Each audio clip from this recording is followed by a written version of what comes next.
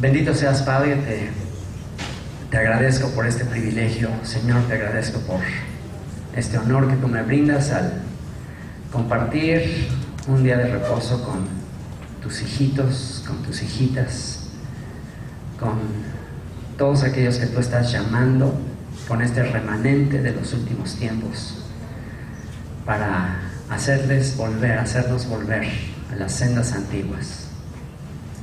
Señor, tú nos hablaste a través de tu siervo Jeremías, que nos paremos en los caminos y que preguntemos por las sendas antiguas y que volvamos en ellas, que andemos en ellas y hallaríamos descanso para nuestras almas.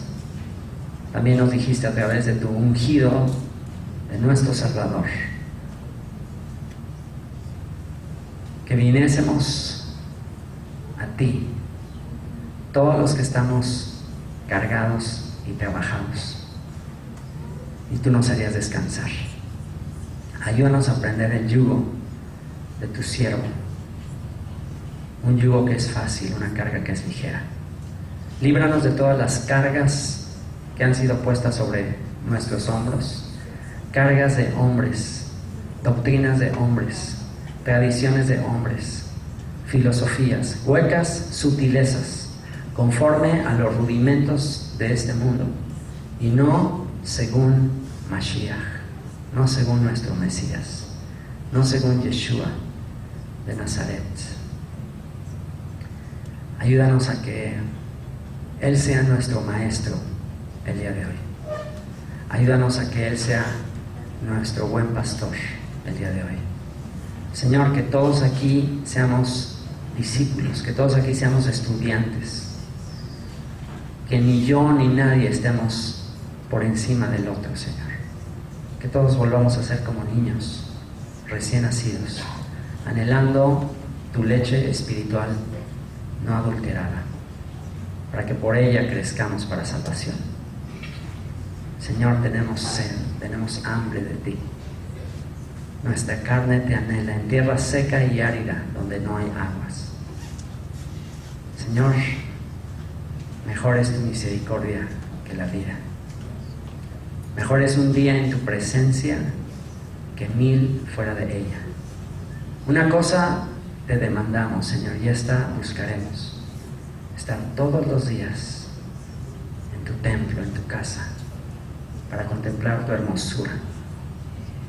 Señor, bendito seas por tus mandamientos, bendito seas por habernos ordenado recordar el día de reposo para santificarlo. Y hoy nos disponemos a obedecerte y a deleitarnos con este día que es tuyo, y que te dedicamos y que te consagramos para conocerte. Esta es la vida eterna, que te conozcamos a ti, el único Dios verdadero, y a Yeshua el Mesías, a quien tú enviaste. Bendito seas, Padre, en el nombre de Yeshua. Amén.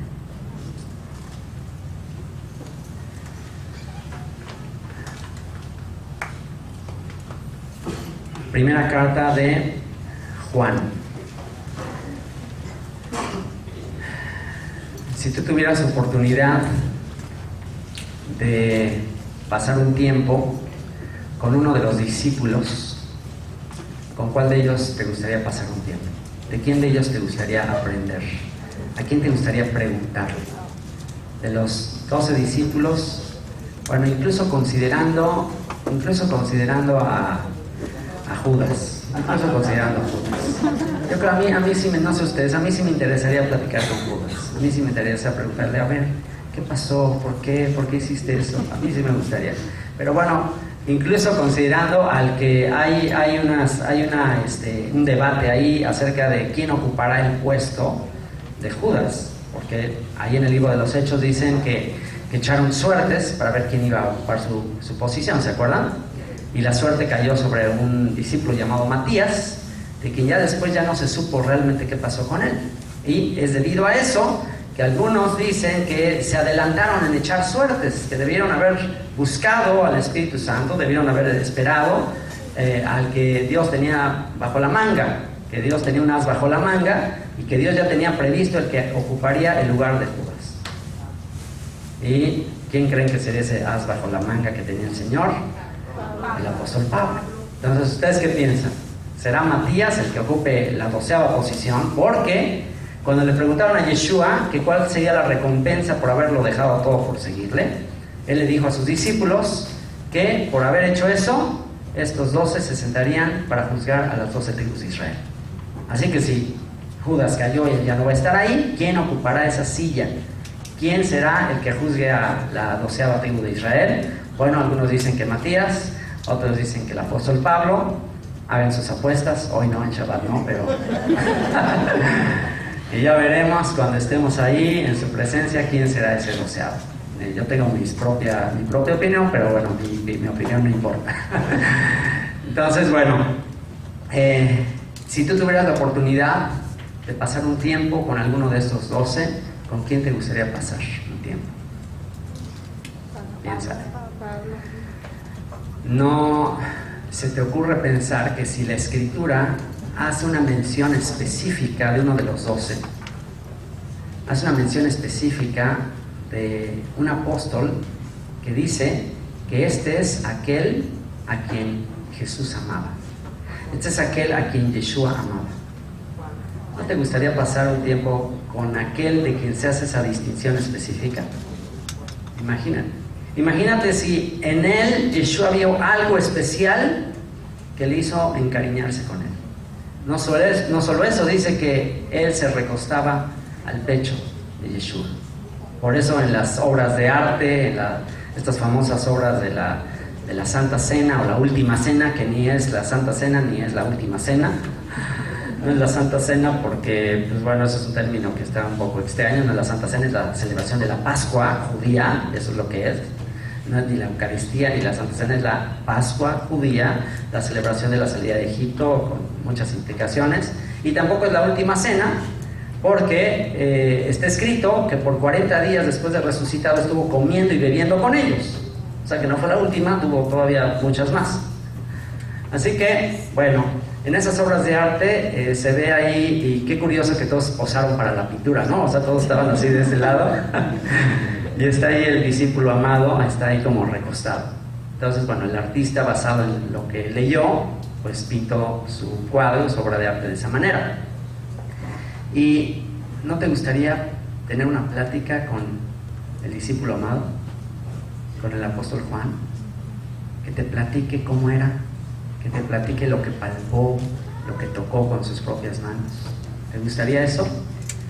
Bueno, algún día, esa es nuestra esperanza, algún día lo lograremos. Algún día estaremos allí, pudiendo conversar no nada más con él, sino con todos los demás, con esa gran nube de testigos, con el apóstol Pablo, con Abraham, con Moisés, con David. ¿Qué tal una plática con David? Con Salomón, con Sansón, ¿por qué no? Oye, ¿qué tenía esa Dalila que te... Imagínate, te garantizo que la eternidad será todo menos aburrida. Te digo que todo lo que tú habrás sacrificado en esta vida no será comparable con toda la riqueza que vas a vivir en ese tiempo. Cuando estés en ese tiempo y tengas la oportunidad de vivir esas experiencias, dirás, wow, valió la pena menospreciar todas las cosas que este mundo te puede ofrecer. ¿Qué te puede ofrecer este mundo? O sea, si tuvieras que escoger, ¿con quién preferirías tener una plática? ¿Con Michael Jackson o con el apóstol Pablo? Bueno, ya con el Michael Jackson, pues ya qué, ¿verdad? Pero bueno. A lo mejor alguien está tan aferrado de tener una plática con Michael Jackson que dice, bueno, pues a ver dónde, yo me tengo que ir al lugar donde está Michael Jackson. Y bueno, pues ahí sí ya lo sabemos. Bueno, el punto es, si tú tienes ese anhelo, bueno, pues no tienes que esperar a que llegue ese momento. Por supuesto que va a ser un tiempo indescriptible, pero hoy tenemos la oportunidad de tener un tiempo con el apóstol Juan. ¿Cómo? Leyendo sus escritos, leyendo el legado que él dejó, leyendo aquello que él consideró sumamente importante para dejar a todos aquellos que vendrían después de él. Si hay un momento en que es especial para estar con alguien, es cuando esa persona está considerando que es el momento más importante de su vida. Y yo te aseguro que los escritores bíblicos, a la hora de hacer sus cartas y siendo inspirados por el Espíritu de Dios, en ese momento es donde tuvieron su máxima atención, tuvieron su máxima capacidad, tuvieron su máximo potencial, estuvo plasmado en esos escritos. Así que tú, al estudiar sus escritos, ya vas a tener bastante de lo que es haber conocido al apóstol Juan. Así que bueno, pues sin más preámbulo, y ahora sí con mucha ansiedad y anhelo por conocer lo que escribió, vamos a entrar a su escrito. Y antes de eso vamos a ver un poco de trasfondo de quién fue el apóstol Juan, su nombre. Para empezar, si tú llegas con el apóstol Juan y el día que lo conozcas y dices mucho gusto, ¿cómo te llamas? Y te va a decir su nombre y te vas a quedar con cara de what, para que no te quedes con cara de what cuando te diga su nombre y de inmediato identifiques que es el apóstol Juan o San Juan, como le ponen. Pues no es ni San Juan ni es Juan, su nombre es Yohanan. Así que cuando te diga Shalom, Ani Yohanan, tú no te quedes así como que what, ¿de qué me está hablando? Yo soy Yohanan. Yohanan significa regalo de Dios. Regalo de Dios. Se le conoce, como dijimos, como el discípulo amado. Eso lo podemos leer en Juan 19:26, 22, 21:7 y 21:20. Junto con Pedro y Jacobo, o Jacob, formaba el círculo más cercano de los 12 discípulos. Era Pedro, Jacobo y Juan, el círculo cercano a Yeshua. Es el apóstol del amor, quien considera que de todos los dones, de todos los conocimientos, de todo lo que hay que conocer de Dios, de todo lo que existe, lo más importante es el amor. Levanten la mano los que dicen, a fin de cuentas lo que importa es el amor. Bueno, pues entonces estás de acuerdo con lo que dijo el apóstol Pablo, 1 Corintios 13, si yo hablase lenguas humanas y angélicas y no tengo amor, vengo a ser como metal que resuena o címbalo que retumba. Si vendiese todos mis bienes, diese comer a los pobres, etcétera, etcétera, y no tengo amor, de nada me sirve. Si yo entregara mi cuerpo para ser quemado, hiciera todas esas cosas, y hiciera tantos sacrificios, pero no lo hago por un genuino amor, nada soy, de nada me sirve. Y empieza a dar toda una descripción del amor. Y al final de ese capítulo dice, permanecen 3 aspectos importantísimos de la fe. 3 aspectos que se repiten continuamente en el Nuevo Testamento. ¿Cuáles son esos 3 aspectos? 3 palabras que se repiten y se repiten en el Antiguo Testamento. Fe, esperanza y amor. Estos 3, pero el mayor de ellos es el amor. Así que Juan es el discípulo o el apóstol del amor. Pedro es el apóstol de la esperanza y Pablo es el apóstol de la fe. Fe, esperanza y amor. Así que vamos hoy a estudiar lo que es más importante de todo, lo que es más importante de los 3. A veces hacemos demasiado énfasis en la fe, en la pureza de la fe, en que tenemos que tener una fe pura, una fe inmaculada, una fe perfecta. Y por supuesto que tenemos que caminar en ese sentido. También, pues la esperanza es muy importante, porque sin esperanza, pues ahora sí que somos los más miserables de todos los hombres. Si no estamos aquí, ¿y qué es lo que nos motiva a estar aquí? En gran manera nos motiva a estar aquí la esperanza de la vida eterna, la esperanza de que esta vida no lo es todo, la esperanza de que terminando aquí, pues hay algo mejor. Y si no creyéramos que existe algo mejor, y si no creyéramos que hay resurrección de los muertos, entonces vana es nuestra esperanza. Aún estamos en nuestros pecados, no sirve para nada y aquí estamos perdiendo el tiempo, y mejor fuera que nos fuéramos corriendo de aquí, mejor fuera que comamos y bebamos, que mañana nos morimos. Mejor fuera, si no hay resurrección, que ahora sí dale vuelo a la hilacha, y ahora sí, báilale, cómele, bébele, lo comido, lo bebido, lo viajado, eso nadie te lo va a quitar. Y después te vas a la tumba y a los gusanos y se acabó. ¿Cuánta gente vive así? ¿Cuánta gente vive con esa filosofía? Pues la mayoría del mundo, ¿no? Porque ¿sabes qué? Pues ahorita cómele, viájale, métete todo lo que te puedas meter, disfruta, vive la sensación, porque mañana no sabemos. Y bueno, no sabríamos nada y sería muy justificable hacer eso, y muchos de los que viven de esa manera dicen, pues hay que vivir así porque ¿quién te dice que hay vida después de la muerte? O sea, hay que vivir así porque ¿quién ya regresó de los muertos para que nos diga? ¿Y qué le tienes que decir a alguien que te dice eso? Es decir, hay alguien que ya resucitó de los muertos. Hay alguien que ya regresó de allá para decirnos que hay algo mejor. Para decirnos que esto no es, que esta vida es temporal, es pasajera, es efímera, y que no siembres para esta vida, sino siembres para la eternidad. Y hay alguien que atestigua eso. Alguien me comentó que una de las dudas que por un tiempo le atormentaba era una sección en el Evangelio donde dice que después de la resurrección, los líderes de los judíos dieron dinero a los guardias para que dijeran que los discípulos vinieron y se robaron el cuerpo, y que pues dijeran eso y que ellos los iban a proteger. Y entonces dice que este dicho se difundió entre los judíos de que se habían robado el cuerpo, y todavía hasta la fecha, todavía esto se ha difundido, que en realidad no resucitó. Entonces esta persona me decía que cuando leyó eso de repente le sembró una duda. Y de repente empezó a pensar, bueno, ¿y qué tal si toda nuestra esperanza, y qué tal si toda la cristiandad está basada en una mentira? ¿Qué tal si eso sí fue así? ¿Qué tal si los discípulos se robaron el cuerpo y no sucedió nada de la resurrección? Y se creó toda una religión basada en una mentira de Pedro, de Juan, de estos apóstoles y de las mujeres que lo vieron. ¿Qué tal si todo es una mentira? ¿Qué pensarías tú si te dicen, sabes qué, mira, olvídalo, sale un documental de National Geographic o de Discovery Channel y te enseñan y por ahí ya hay uno que anda rondando, y que te enseñan el cuerpo, la tumba, y mira, aquí están sus huesos. Sí, se murió.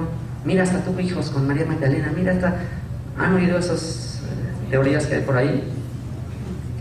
Bueno, ¿qué te daría a ti la convicción para no hacer caso de todas esas doctrinas y considerar que esas doctrinas y esas teorías que hay por ahí, esos rumores, son absurdos, son ilógicos, son en contra de toda razón? ¿Qué te haría tener mucho más convicción basado en razón, no en una fe ciega, no en una cuestión de, ay, no me da miedo siquiera pensar eso? No, yo me aferro a que sí resucitó, porque eso ya es tener como una fe ciega, es como no me importa, no quiero escuchar nada, sí resucitó. Esa fe, cuando es así ciega, no funciona. Tú tienes que tener una fe y tienes que amar a Dios con toda tu mente. Y si tu mente hay un momento en que la tienes que eliminar para seguir creyendo, entonces tienes un problema. Tu fe no está perfeccionada. Tu fe está perfeccionada cuando con perfecta fe, con perfecta convicción en tu mente, puedes declarar que todo lo que está escrito es cierto. Entonces, ¿cómo puedes derribar el argumento de que los discípulos se robaron el cuerpo? Muy fácil, muy sencillo. El argumento lo encontramos en la misma Biblia, en el libro de los Hechos, capítulo 5, consejo de Gamaliel. ¿Qué le dijo un gran rabino Gamaliel a todos estos líderes que estaban muy inquietos porque se estaba predicando la doctrina de que Yeshua era el Hijo de Dios, el Mesías? Y entonces empezaron a azotar a los apóstoles, ya dejen de predicar esta doctrina, porque mucha gente empezó a hacerse parte de la secta del camino, de la secta de los nazarenos, y empezó a haber ahí contiendas en aquella época. ¿Cuál fue el consejo de un gran rabino, un hombre muy sabio, ancianito, llamado Gamaliel? ¿Cuál fue el consejo? Varones israelitas, o sea, tranquilos, dejen a estos hombres en paz. Porque si este consejo, si esta cuestión que ellos están predicando es una cuestión de los hombres, pasará. Porque ¿cuántos ha habido que han dicho que son el Mesías? ¿Cuántos personajes llegaron a decir en la historia del pueblo judío que eran el Mesías, el descendiente de David? ¿Cuántos? Cientos. No sé si ustedes sabían, pero hubo cientos de personas en esa época de Jesús que murieron crucificados porque dijeron que eran el Mesías, que era el que había de redimir a Israel, que era el que iba a vencer a los romanos, que iba a cumplir todas las profecías dadas a David, y todos terminaron en una cruz. Se acabó. Y una vez que los mataban, como dice ese dicho feo, pero pues ese dicho existe, muerto el perro, se acabó la rabia. Así pasaba, matan al líder, pues ya los discípulos dicen, no, pues no era uno más de los falsos, ya otra vez. Y Gamaliel les dijo, si él es como uno de otros, como los muchos que han habido, pues esto se va a acabar. O sea, tú no vas a estar difundiendo como discípulo una mentira que tú mismo inventaste. A lo mejor puedes andar difundiendo una mentira que te la crees y que alguien te dijo, y bueno, pues a lo mejor la andas difundiendo, pero llegará un punto en que una mentira que tú mismo inventaste y que te empiezan a torturar y a azotar, si no dices la verdad, ¿tú crees que estarías sosteniendo esa mentira a costa de tu vida y la de tu familia? ¿Tú crees que Hanna-Barbera, la creadora de los Picapiedra, sea dispuesta a que la torturen a ella y a su familia si sigue afirmando que los Picapiedra son de la vida real? O sea, que ella empiece, no, es que los Picapiedra sí existen, mira, sí, yo me basé en hechos de la vida real y ellos son de verdad, son personas reales. Así, a ver, te vamos a torturar a ti y a tu familia si sigues diciendo eso. ¿Tú crees que no dirá el momento de que ya cuando ve que están ahí echando a las fieras a sus hijos y todo, diga, no es cierto, no es cierto, son unas caricaturas que yo las inventé? Bueno, lo mismo. No hubiera trascendido la historia del Mesías. ¿Qué pasó con los discípulos en el camino de Emaús? Iban ya todos desanimados y se aparece ahí Yeshua después de la resurrección, se aparece con ellos y les dice, ¿de qué esas cosas vienen hablando en el camino? Y ellos, ¿qué le dicen? ¿Cómo? ¿Eres el único que no se ha enterado de todo lo que pasó en Jerusalén? Dicen, ¿no? ¿De qué? ¿De qué cosas?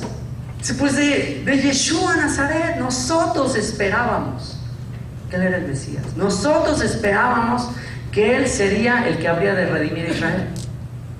Entonces fíjense, ahí podemos entender cuál es la esperanza de todo judío de la época. ¿Qué esperaba que hiciera el Mesías?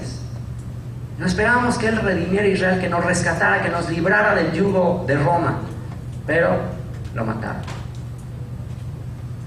Entonces es cuando Yeshua les dice que tardos de corazón para creer todo lo que los profetas anunciaron, que el Mesías tenía que padecer. Y comenzando desde Moisés, les abrió el entendimiento y les explicó todas las escrituras. Y ya cuando dice que llegó con ellos, hizo como que iba más lejos, pero se quedó, comieron, y cuando hizo la bendición, en ese momento vieron que era él. Y llegaron súper emocionados, diciendo, se nos apareció el Señor.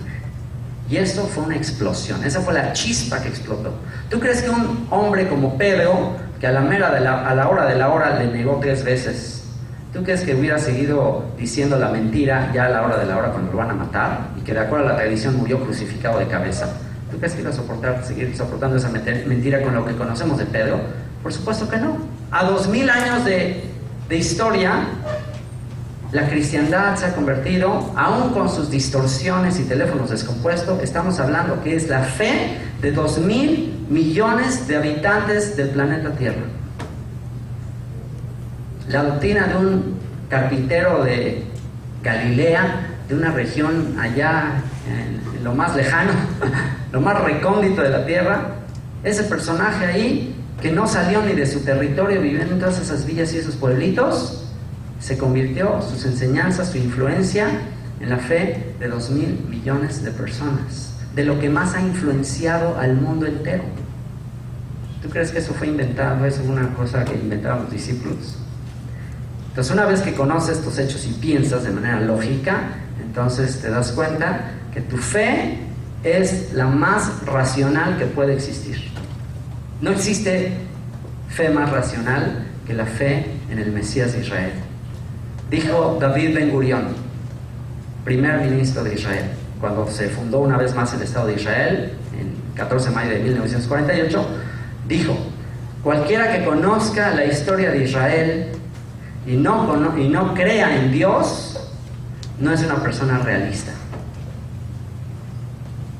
si tú conoces la historia de Israel y la conectas, y eso es lo que vamos a tratar de hacer el día de hoy, conectas la historia de Israel con el Mesías de Israel, entonces te darás cuenta que todo lo que está aquí escrito no pudo haber sido hecho por mentes humanas, que estaban limitadas por el tiempo. No puede ser que 66 libros de la Biblia tengan una armonía perfecta. No puede ser que autores, alrededor de 40 autores de la Biblia, que ni se conocieron entre sí, hayan estado de acuerdo en escribir cosas que se cumplieron años después y que se siguen cumpliendo de todo lo que escribieron. No puede ser. Tiene que haber un editor que está fuera de la dimensión del tiempo y que está dictando todas las cosas del pasado, presente y futuro de la humanidad. Cuando tú lees la Biblia, puedes conocer el pasado, el presente y el futuro de toda la humanidad y en especial de un testigo que Él puso para que las naciones conozcan que Él es el único Dios verdadero. ¿Cuál es el testigo de Dios visible, presente en este mundo? Para que en base a lo que tú conoces de su historia y todo lo que le ha ido pasando, sepas que se están cumpliendo todas las profecías. ¿Cuál es el testigo de Dios para las naciones? El testigo de Dios para las naciones es el país de Israel. Ese es el testigo. ¿Por qué? Porque la Biblia es un libro 100% que habla del pueblo de Israel, de principio a fin. ¿Cuál es el tema central de toda la Biblia? ¿Cómo podríamos saber cuál es el tema central de la Biblia? Bueno, pues ¿a qué capítulo se le dedican más? ¿Cuál es el tema central de la Escritura? Bueno, ¿de qué trata? Desde Génesis capítulo 12, de hecho desde el final del capítulo 11 hasta Apocalipsis 22, ¿de qué habla? De la familia de Abraham. A partir del capítulo 12 de Abraham, es más, tal pareciera que del capítulo 1 al 11 es como nada más darte la introducción para llegar a Abraham. Y una vez que llega Abraham, a partir de ahí es toda la historia de la descendencia de Abraham. Abraham, Isaac, Jacob, y de ahí. Llegas al Nuevo Testamento, Mateo capítulo 1, esta es la genealogía de Jesús, hijo de Abraham, hijo de David. Abraham engendró a Isaac, Isaac a Jacob, toda la genealogía. Y ahí empieza otra vez el recuento. Llegas a Apocalipsis, ¿con qué concluye Apocalipsis? La Jerusalén que baja del cielo, 12 puertas, según los nombres de las 12 tribus de Israel. ¿Ya? Colorín colorado, no este cuento, esta historia se ha acabado. Ahí termina todo. Entonces, la Biblia es un libro totalmente hebreo, totalmente relacionado con el pueblo de Israel. Entonces, si todo lo que habla la Biblia prácticamente es en relación al pueblo de Israel, pues es lógica elemental conocer la historia, la cultura, el desarrollo del pueblo de Israel, porque conociéndola, dicen los profetas, sabrán las naciones que yo soy.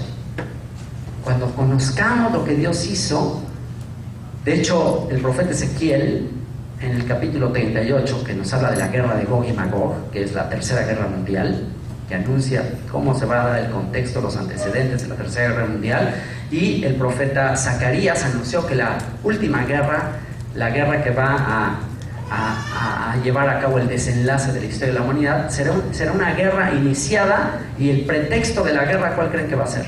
¿Cuál va a ser la causa del conflicto final de la humanidad? ¿Saben cuál es? La causa del conflicto final de la humanidad será por la ciudad de Jerusalén. La ciudad de Jerusalén desencadenará la tercera guerra mundial. ¿Y qué escuchas en las noticias actualmente que está pasando en la ciudad de Jerusalén? La ciudad de Jerusalén es así como una papa caliente, que está así en momento de presión más grande. ¿Por qué? Porque ¿cuál es el conflicto principal entre palestinos y el pueblo judío? Aún ahora en las Olimpiadas en Inglaterra estaban entrevistando a los atletas judíos llegando ahí a Inglaterra, y los reporteros los entrevistaban y ellos hicieron una declaración pública en las Olimpiadas diciendo: Jerusalén es nuestra capital eterna, le guste a quien le guste y no le guste a quien no le guste. Hicieron una declaración ahí fuertísima que pone así en mucho enojo, por supuesto, a aquellos que no están de acuerdo y que dicen: no, Jerusalén tiene que ser la capital del Estado palestino. Y qué curioso que justo esa ciudad quiera para el Estado palestino. ¿Por qué? Porque saben que eso no se va a negociar. Entonces ahí está la disputa y están las naciones. A ver, bueno, ¿por qué no la dividen? A ver, mitad y mitad. A ver, palestinos, denles el monte del templo a los palestinos. ¿Qué van a decir los judíos? Denles el muro de los lamentos a los palestinos. ¿Cuál es el problema? Es una pared. ¿Qué va a decir el pueblo judío? Claro que no. Ese es el lugar donde estaba el templo de Salomón. Ese es el lugar. ¿Cómo crees que vamos a dar eso? Y entonces, ¿qué dicen los árabes? Pues entonces no hay negociación. Entonces vamos a ver de cómo nos toca. Entonces seguirán los ataques terroristas. Entonces a ver hasta dónde aguantamos. Entonces las Naciones Unidas están así tratando de mediar, pero llegará un momento en que cuál será la decisión de las Naciones Unidas. ¿Con quién le conviene más estar a las Naciones Unidas? ¿Con una tierra pequeñita que no ofrece grandes recursos, nada? ¿O con un mundo de personas que tienen todo el petróleo y que controlan gran parte de la economía? A las Naciones Unidas, ¿por dónde se van a mover? ¿Ustedes por qué creen?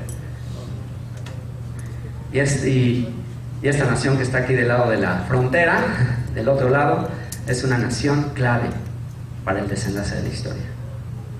Porque si esta nación del otro lado de la frontera decide, ¿sabes qué? Pues mira, últimamente nos conviene más estar del lado de la economía y todo, ya esas cosas de la vida, esas, ya estuvo, eso ya pasó.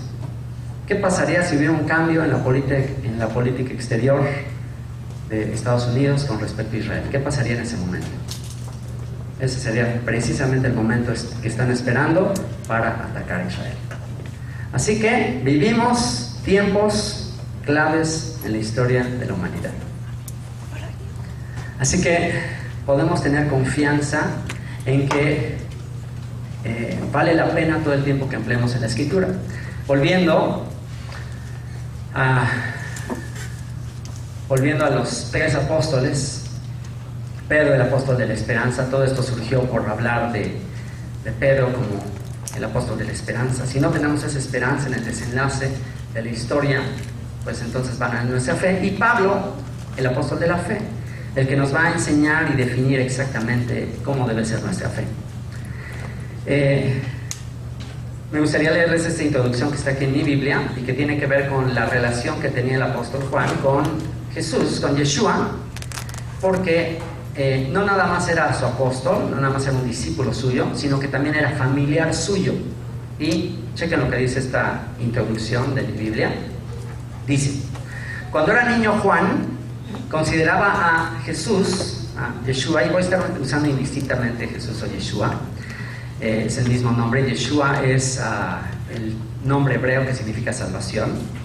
Y dice, cuando era niño, Juan consideraba a Yeshua simplemente como su primo, o sea que eran familiares, eran primos, como uno de los hijos de la tía María, o Miriam en hebreo, la hermana de su madre Salomé. ¿Cómo iba a imaginarse que un día por elección divina sería uno de los 12 apóstoles de Yeshua?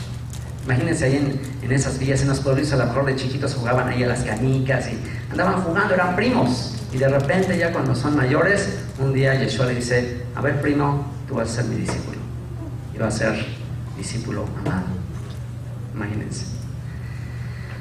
Aunque alguna vez conocido como hijo del trueno, Marcos 3:17, un cambio radical se había operado en él. Ahora se le conocía como el discípulo a quien Yeshua amaba. Hubo un título que se le daba los hijos del trueno, los hijos de Zebedeo.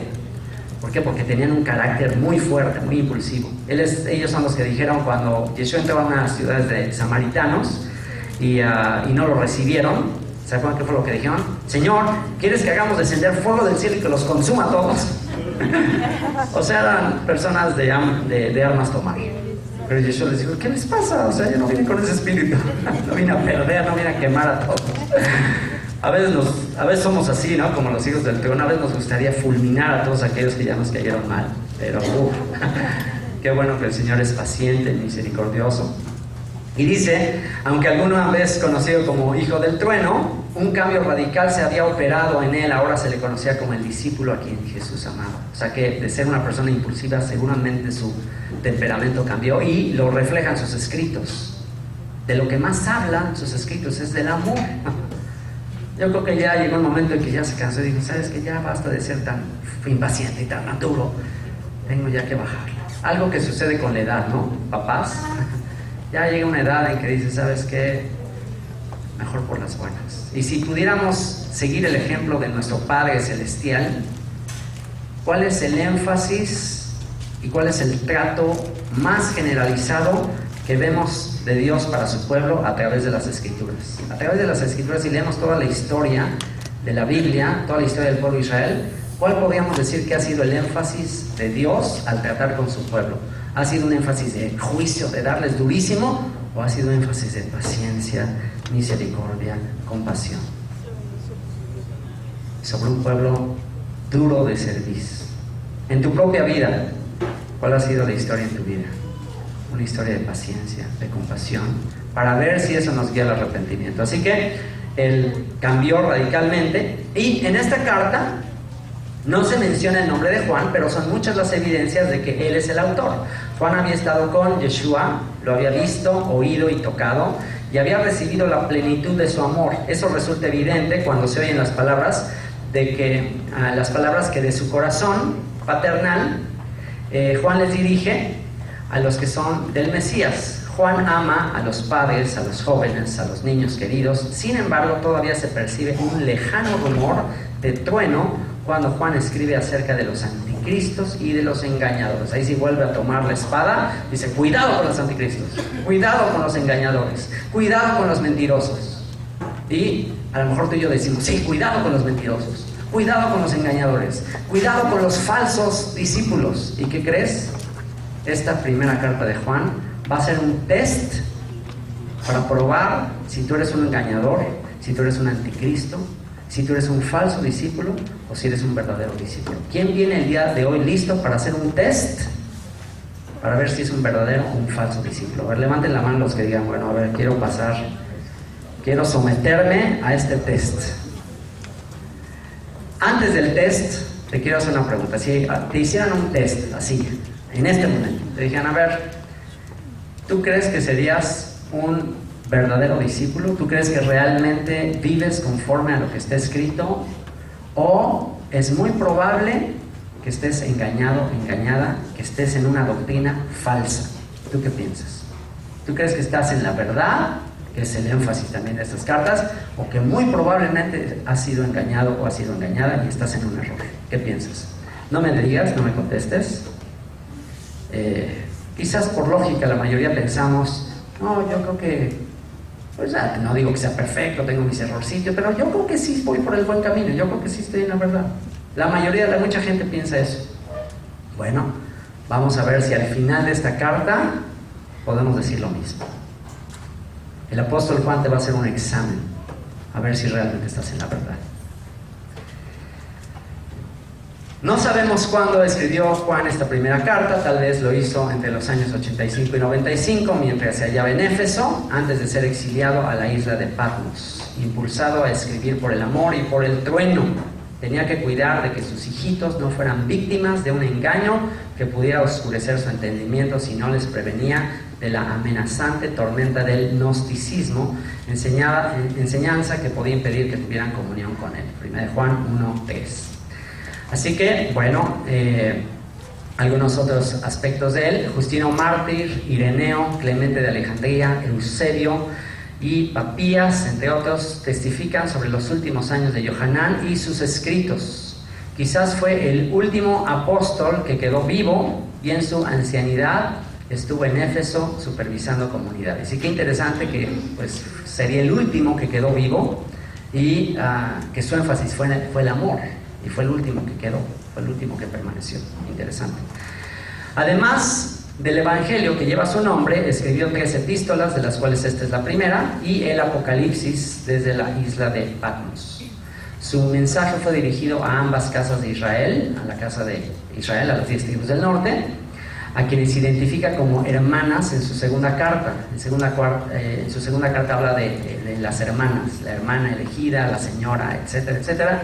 Tiene que ver con lo que escribió el profeta Ezequiel de las 2 hermanas, Samaria y Jerusalén, la casa de Israel, la casa de Judá. Y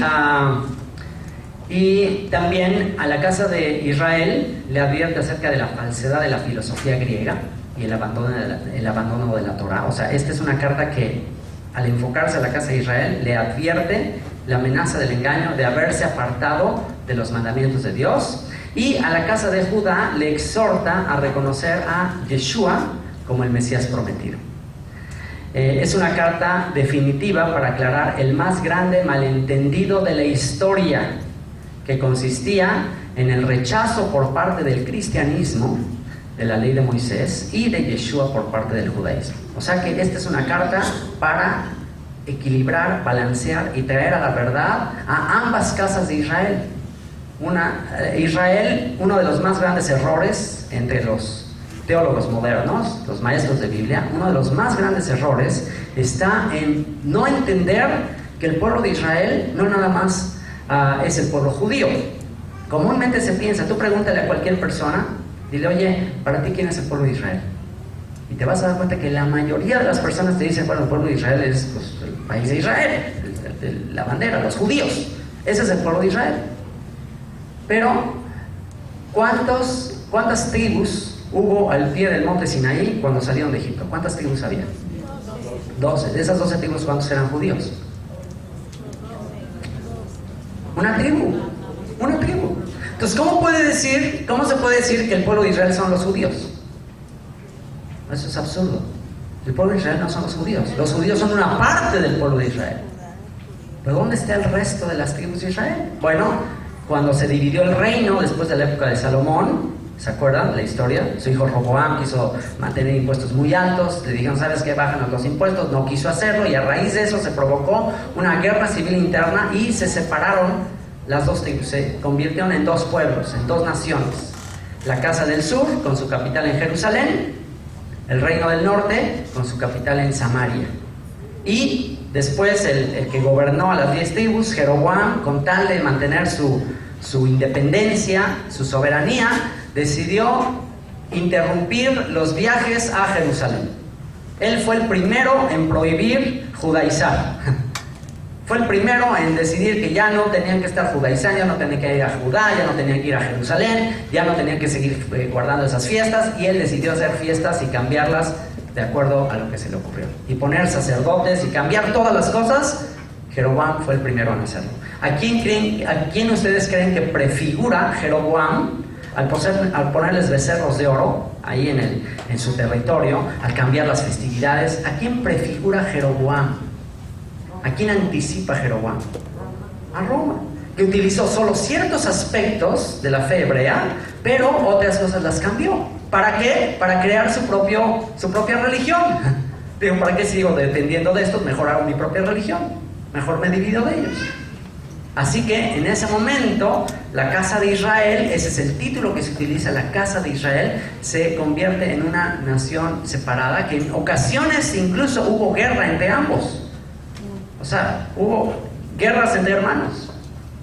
Y a causa de su apostasía, entonces Dios tuvo que juzgarles y los mandó al exilio. El día de ayer estudiamos un poco de la profecía de Oseas, en la que identifica a las 10 tribus del norte con la mujer adúltera Gomer.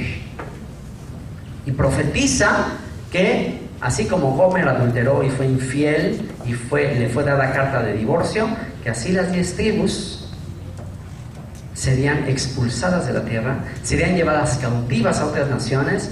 Dios les daría carta de divorcio, y al estar entre las naciones, ¿qué sucedería? Se multiplicarían y se convertirían en la plenitud de las naciones, la llenura de las naciones. La casa de Efraín significa doble fruto.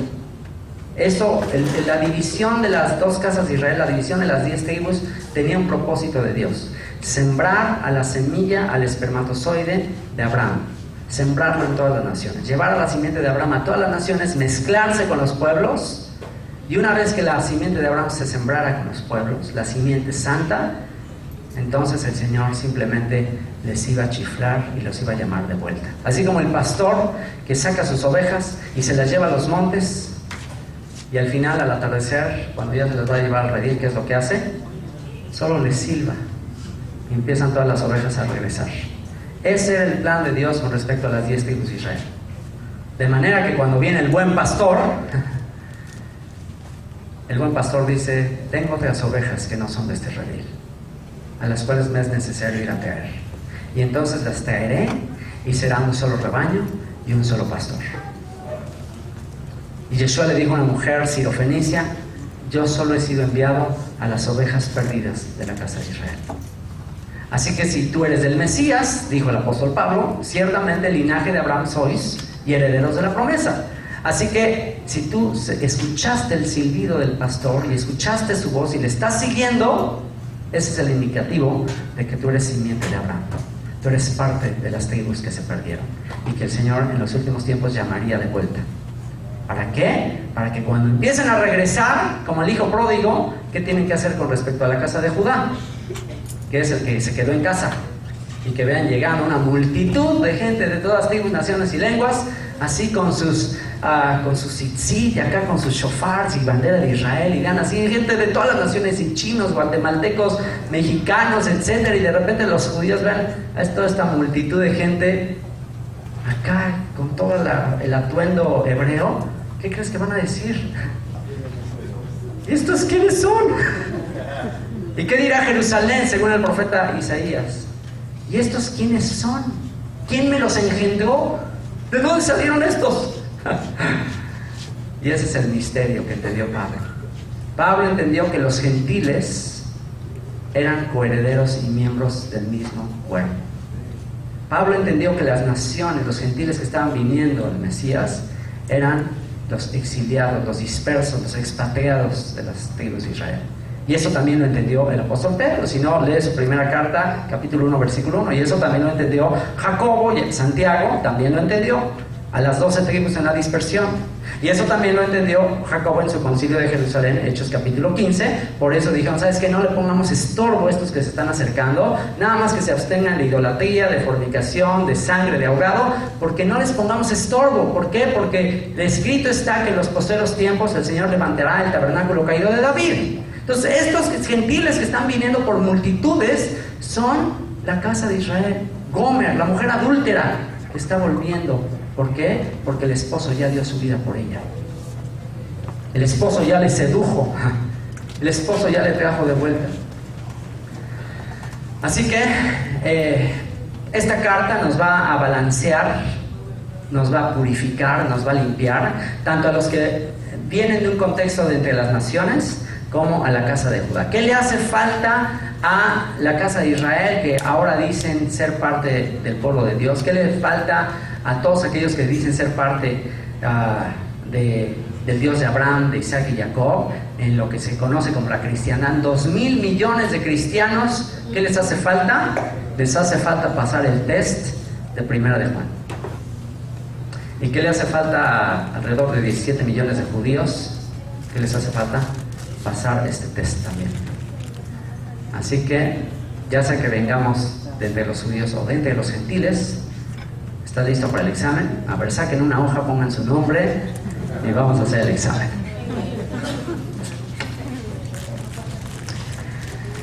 Lo que era desde el principio, capítulo 1, verso 1. Lo que era desde el principio, lo que era desde Bereshit.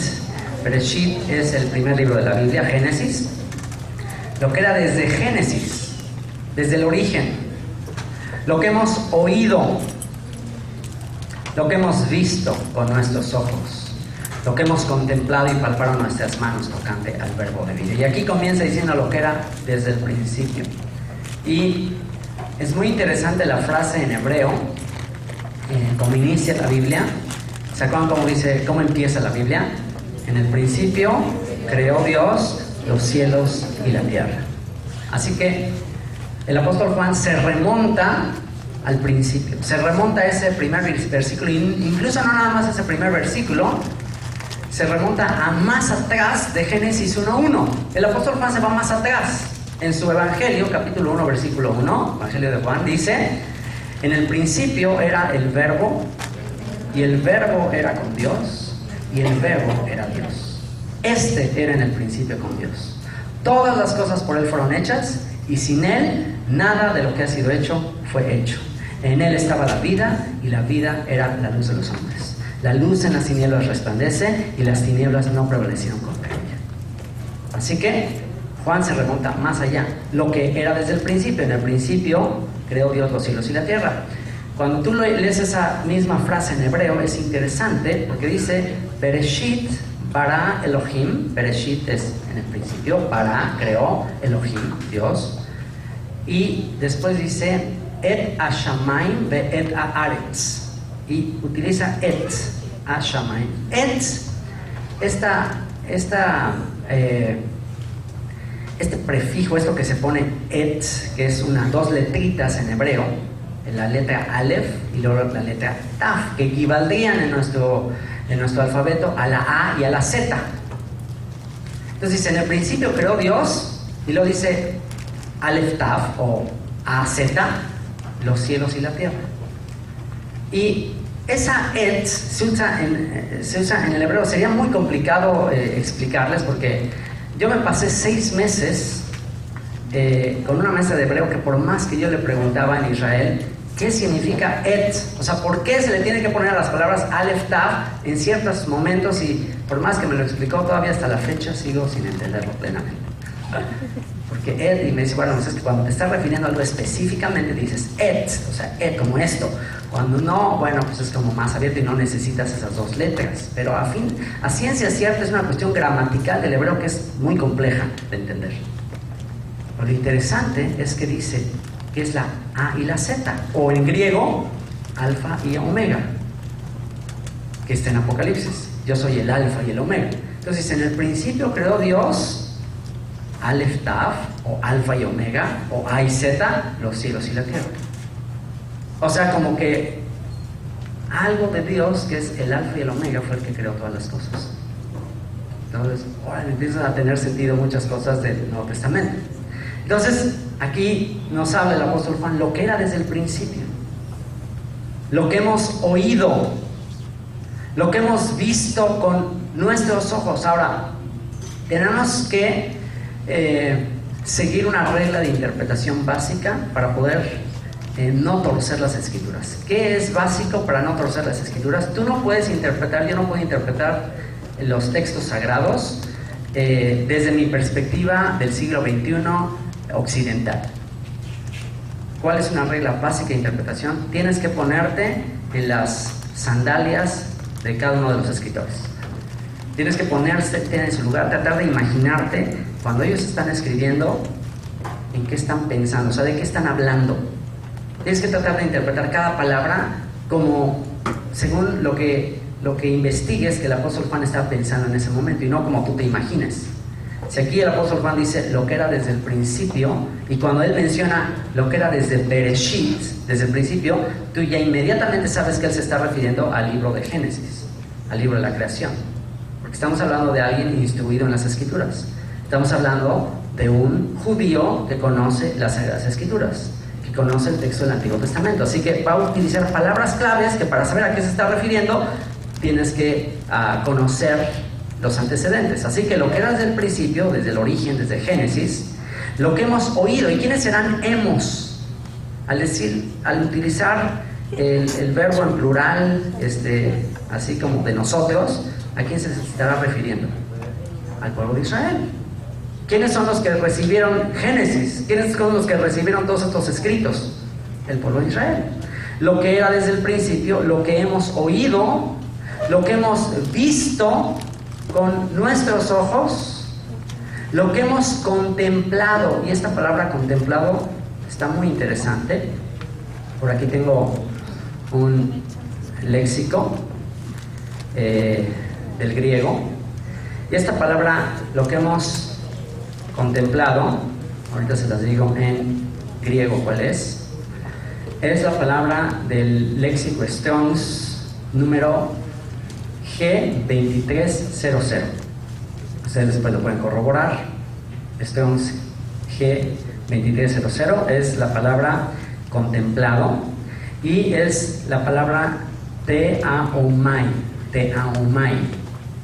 Y de esta palabra desciende la palabra teatro. De aquí desciende la palabra teatro. Ahora, en el teatro, ¿cuál es el objetivo del teatro? ¿Cuál es el objetivo de cada personaje? Cada personaje en el teatro, ¿qué trata de proyectarte? Cada personaje tiene que renunciar a sí mismo para convertirse totalmente en el personaje que quiere transmitir. Y el director está ahí observando los ensayos y a cada rato dice, corte, no, así, ¿hasta qué? Hasta que el director esté totalmente satisfecho de que cada personaje, cada actor está transmitiendo lo que él escribió en su obra. O sea, un buen actor va a representar exactamente lo que el director quiso plasmar en su obra.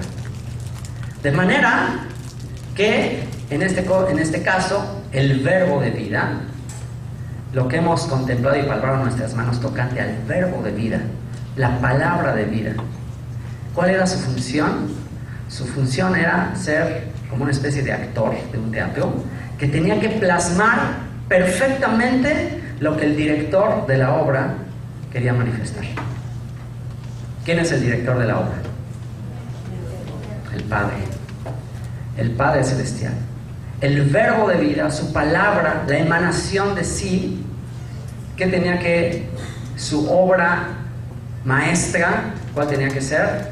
Manifestar lo que el director quería transmitir a la humanidad.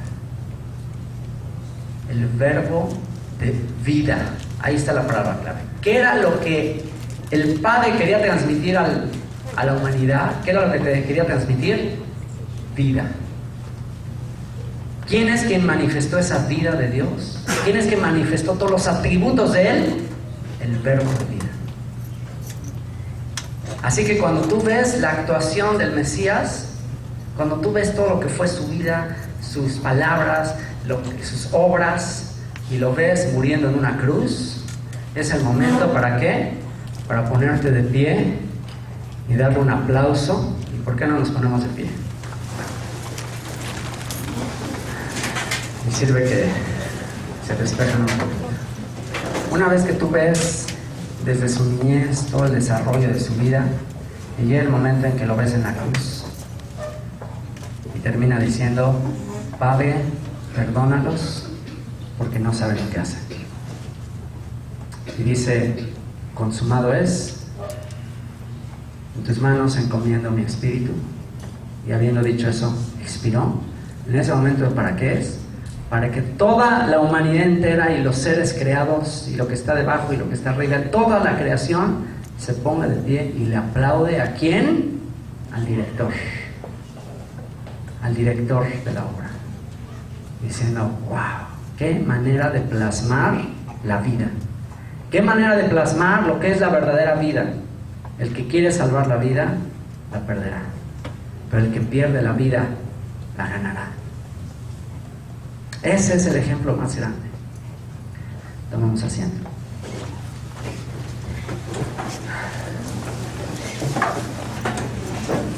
Lo que era desde el principio, lo que hemos oído, lo que hemos visto con nuestros ojos, lo que hemos contemplado y palparon nuestras manos tocante al verbo de vida. Él se hizo cercano. Verso 2. Porque la vida, fíjense ahí lo que dice, la vida fue manifestada y la hemos visto. Hay muchas frases que dicen, y seguramente tú en algún momento llegaste a pensar, esto que estoy viviendo, esto no es vida. ¿Alguna vez has pensado eso? ¿Alguna vez han cruzado por tu mente eso de que esta vida ya me hartó? La vida no vale nada. Esto no puede ser la vida. Y estás ahí con el tequila y ya no puede ser. Esto no puede ser la vida. Efectivamente, tienes razón. Esa no es la vida. ¿Cuál es la vida? La vida fue manifestada. Y la hemos visto. Y testificamos y os anunciamos la vida eterna. La vida eterna, la vida abundante. No nada más una vida en cuestión de una vida sin fin, no nada más en cuestión de cronológicamente hablando, sino vida eterna implica una vida abundante, una vida que produce vida, una vida que genera, que fructifica.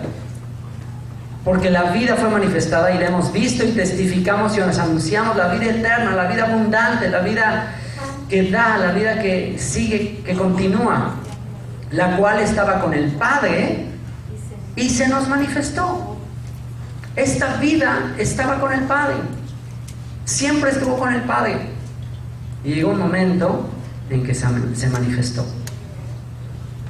Lo que hemos visto y oído, eso os anunciamos, para que también vosotros tengáis comunión con nosotros, y nuestra comunión verdaderamente es con el Padre y con su Hijo Jesucristo. Y esta carta tiene varios objetivos. Esta carta tiene, y les voy a dar algunos objetivos para que sepas, aparte de ser un test, a qué vienes. Esta carta tuvo 7 propósitos. Juan la escribió con 7 propósitos. Y si la palabra no vuelve vacía, ¿y tú qué piensas? ¿Tú crees que toda la palabra que sale de la boca de Dios regresará vacía? No. El profeta Jeremías dijo que su palabra no regresará vacía, que como la lluvia que cae de la tierra, que riega la tierra, da pan al que come, semilla al que siembra, así será la palabra que sale de mi boca. No volverá a mí vacía, sino hará todo lo que yo quiero y será prosperada en todo aquello para que la envíe. Así que 7 propósitos. ¿Cuáles son? Número 1, para que vuestro gozo sea cumplido. ¿Quién anhela tener una vida de gozo? Una vida en que todos los problemas, las broncas, las adversidades se te resbalen así. Y tú no pierdas, por nada del mundo pierdas tu gozo. Que por nada del mundo pierdas la alegría. ¿A quién le gustaría ser una persona de gozo, de alegría? ¿A quién le gusta estar amargado? ¿A quién le gusta que sus hijos le digan, oye, ya, estás muy amargada? ¿A quién le gusta? A nadie nos gusta. Se siente, a mí me enoja estar enojado. Así que si tienes esa cuestión, o no sé, a lo mejor algunas mujeres ya están en una etapa que, ay, todo me irrita, estoy muy irritable. Bueno, entonces lee esta carta, estudia esta carta, porque el propósito de Juan al escribirle es para que tu gozo sea cumplido. Así que no necesitas medicamentos, o sea, métete en esta carta y tu gozo será cumplido. Propósito número 2, capítulo 2, verso 1, para que no pequéis. Esta carta fue escrita para que no peques. ¿A quién le gustaría vivir una vida sin pecado? A ver, levante la mano. Que como el 20%. ¡Ay, Dios! Vivir sin pecar. Si tú dices, no, la verdad yo quiero seguir pecando, ¿sabes qué? Pues mejor no leas esta carta, porque esta carta te va a cumplir el propósito y te va a evitar seguir pecando. Número 3, tercer propósito, porque vuestros pecados han sido perdonados. Para que entiendas que tus pecados han sido perdonados. Cuarto propósito, porque han conocido al que es desde el principio. Se escribió porque vas a conocer al que es desde el principio, porque han vencido al maligno. Vas a entender lo que es vencer al maligno. Porque han conocido al Padre.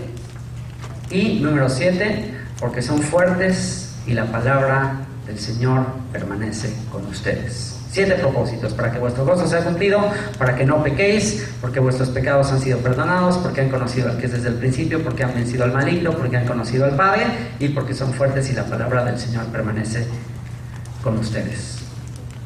Estas cosas os escribimos para que vuestro gozo sea cumplido. Verso 5. Este es el mensaje que hemos oído de Él y os anunciamos. Dios es luz y no hay ningunas tinieblas en Él. Y por ahí comienza. Va a empezar a mostrarte lo que realmente es Dios. Dios es luz y no hay ningunas tinieblas en Él. Es decir, todo lo que Dios hace es sin motivos ocultos. Todo lo que Dios hace es sin que, bueno, esto me lo voy a reservar, esto lo estoy guardando. Dios no es como nosotros en ocasiones, cuando tú y yo a veces vamos a llevar a cabo alguna relación con alguien o algo así, como se dice comúnmente, como dice el dicho, no damos pasos sin guarache. A veces de que, si somos muy amables con alguien, una mala tendencia con los que nos convienen. Como dice, el interés tiene pies. Estás buscando algún beneficio, Estás buscando sacar algún beneficio. No amas así nada más porque sí, sino que nuestro amor generalmente es un amor condicional. Es un amor de que, bueno, te amo si me amas, te doy si me das. O sea, siempre es así. Pero en el caso de Dios no es así. En el caso de Dios, el amor no busca lo suyo. Él no está esperando nada de nosotros. Ni siquiera está esperando que, a ver, sírveme, alábame. No, o sea, Él no tiene problema de autoestima. Él no está con que necesito que me amen, necesito que me adoren, por favor, adórenme. No, Él no necesita, Él está perfectamente bien. Él no necesita de nada de nosotros. Así que, ¿qué hay en Él hacia nosotros? Solo luz, solo vida, solo amor, solo compasión, solo cosas buenas de parte de Él hacia nosotros. Ahora, en un término más específico, más técnico, de acuerdo a lo que para el apóstol Juan significaría la palabra luz, or en hebreo, luz, ¿qué significa? Dios es luz. ¿Qué es la luz desde una perspectiva hebrea? ¿Qué es la luz? ¿Cómo podemos saber de manera aterrizada, tangible, para el apóstol Juan, o para el rey David, o para Moisés, o para todos estos escritores? Para ellos, ¿qué era la luz? ¿Qué era la luz? De manera práctica.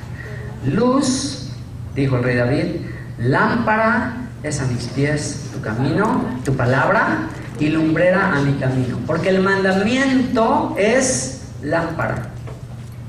Así que, ¿qué es la luz desde una perspectiva hebrea? La luz es la instrucción de Dios. La luz son los mandamientos de Dios. La luz es la Torá de Dios. La luz es la ley de Moisés. Fíjate, aquí va a empezar la prueba. El examen comienza con la casa de Israel, la casa que se apartó, la casa que llegó a las tinieblas, Galilea de los gentiles. El pueblo que andaba en tinieblas vio gran luz.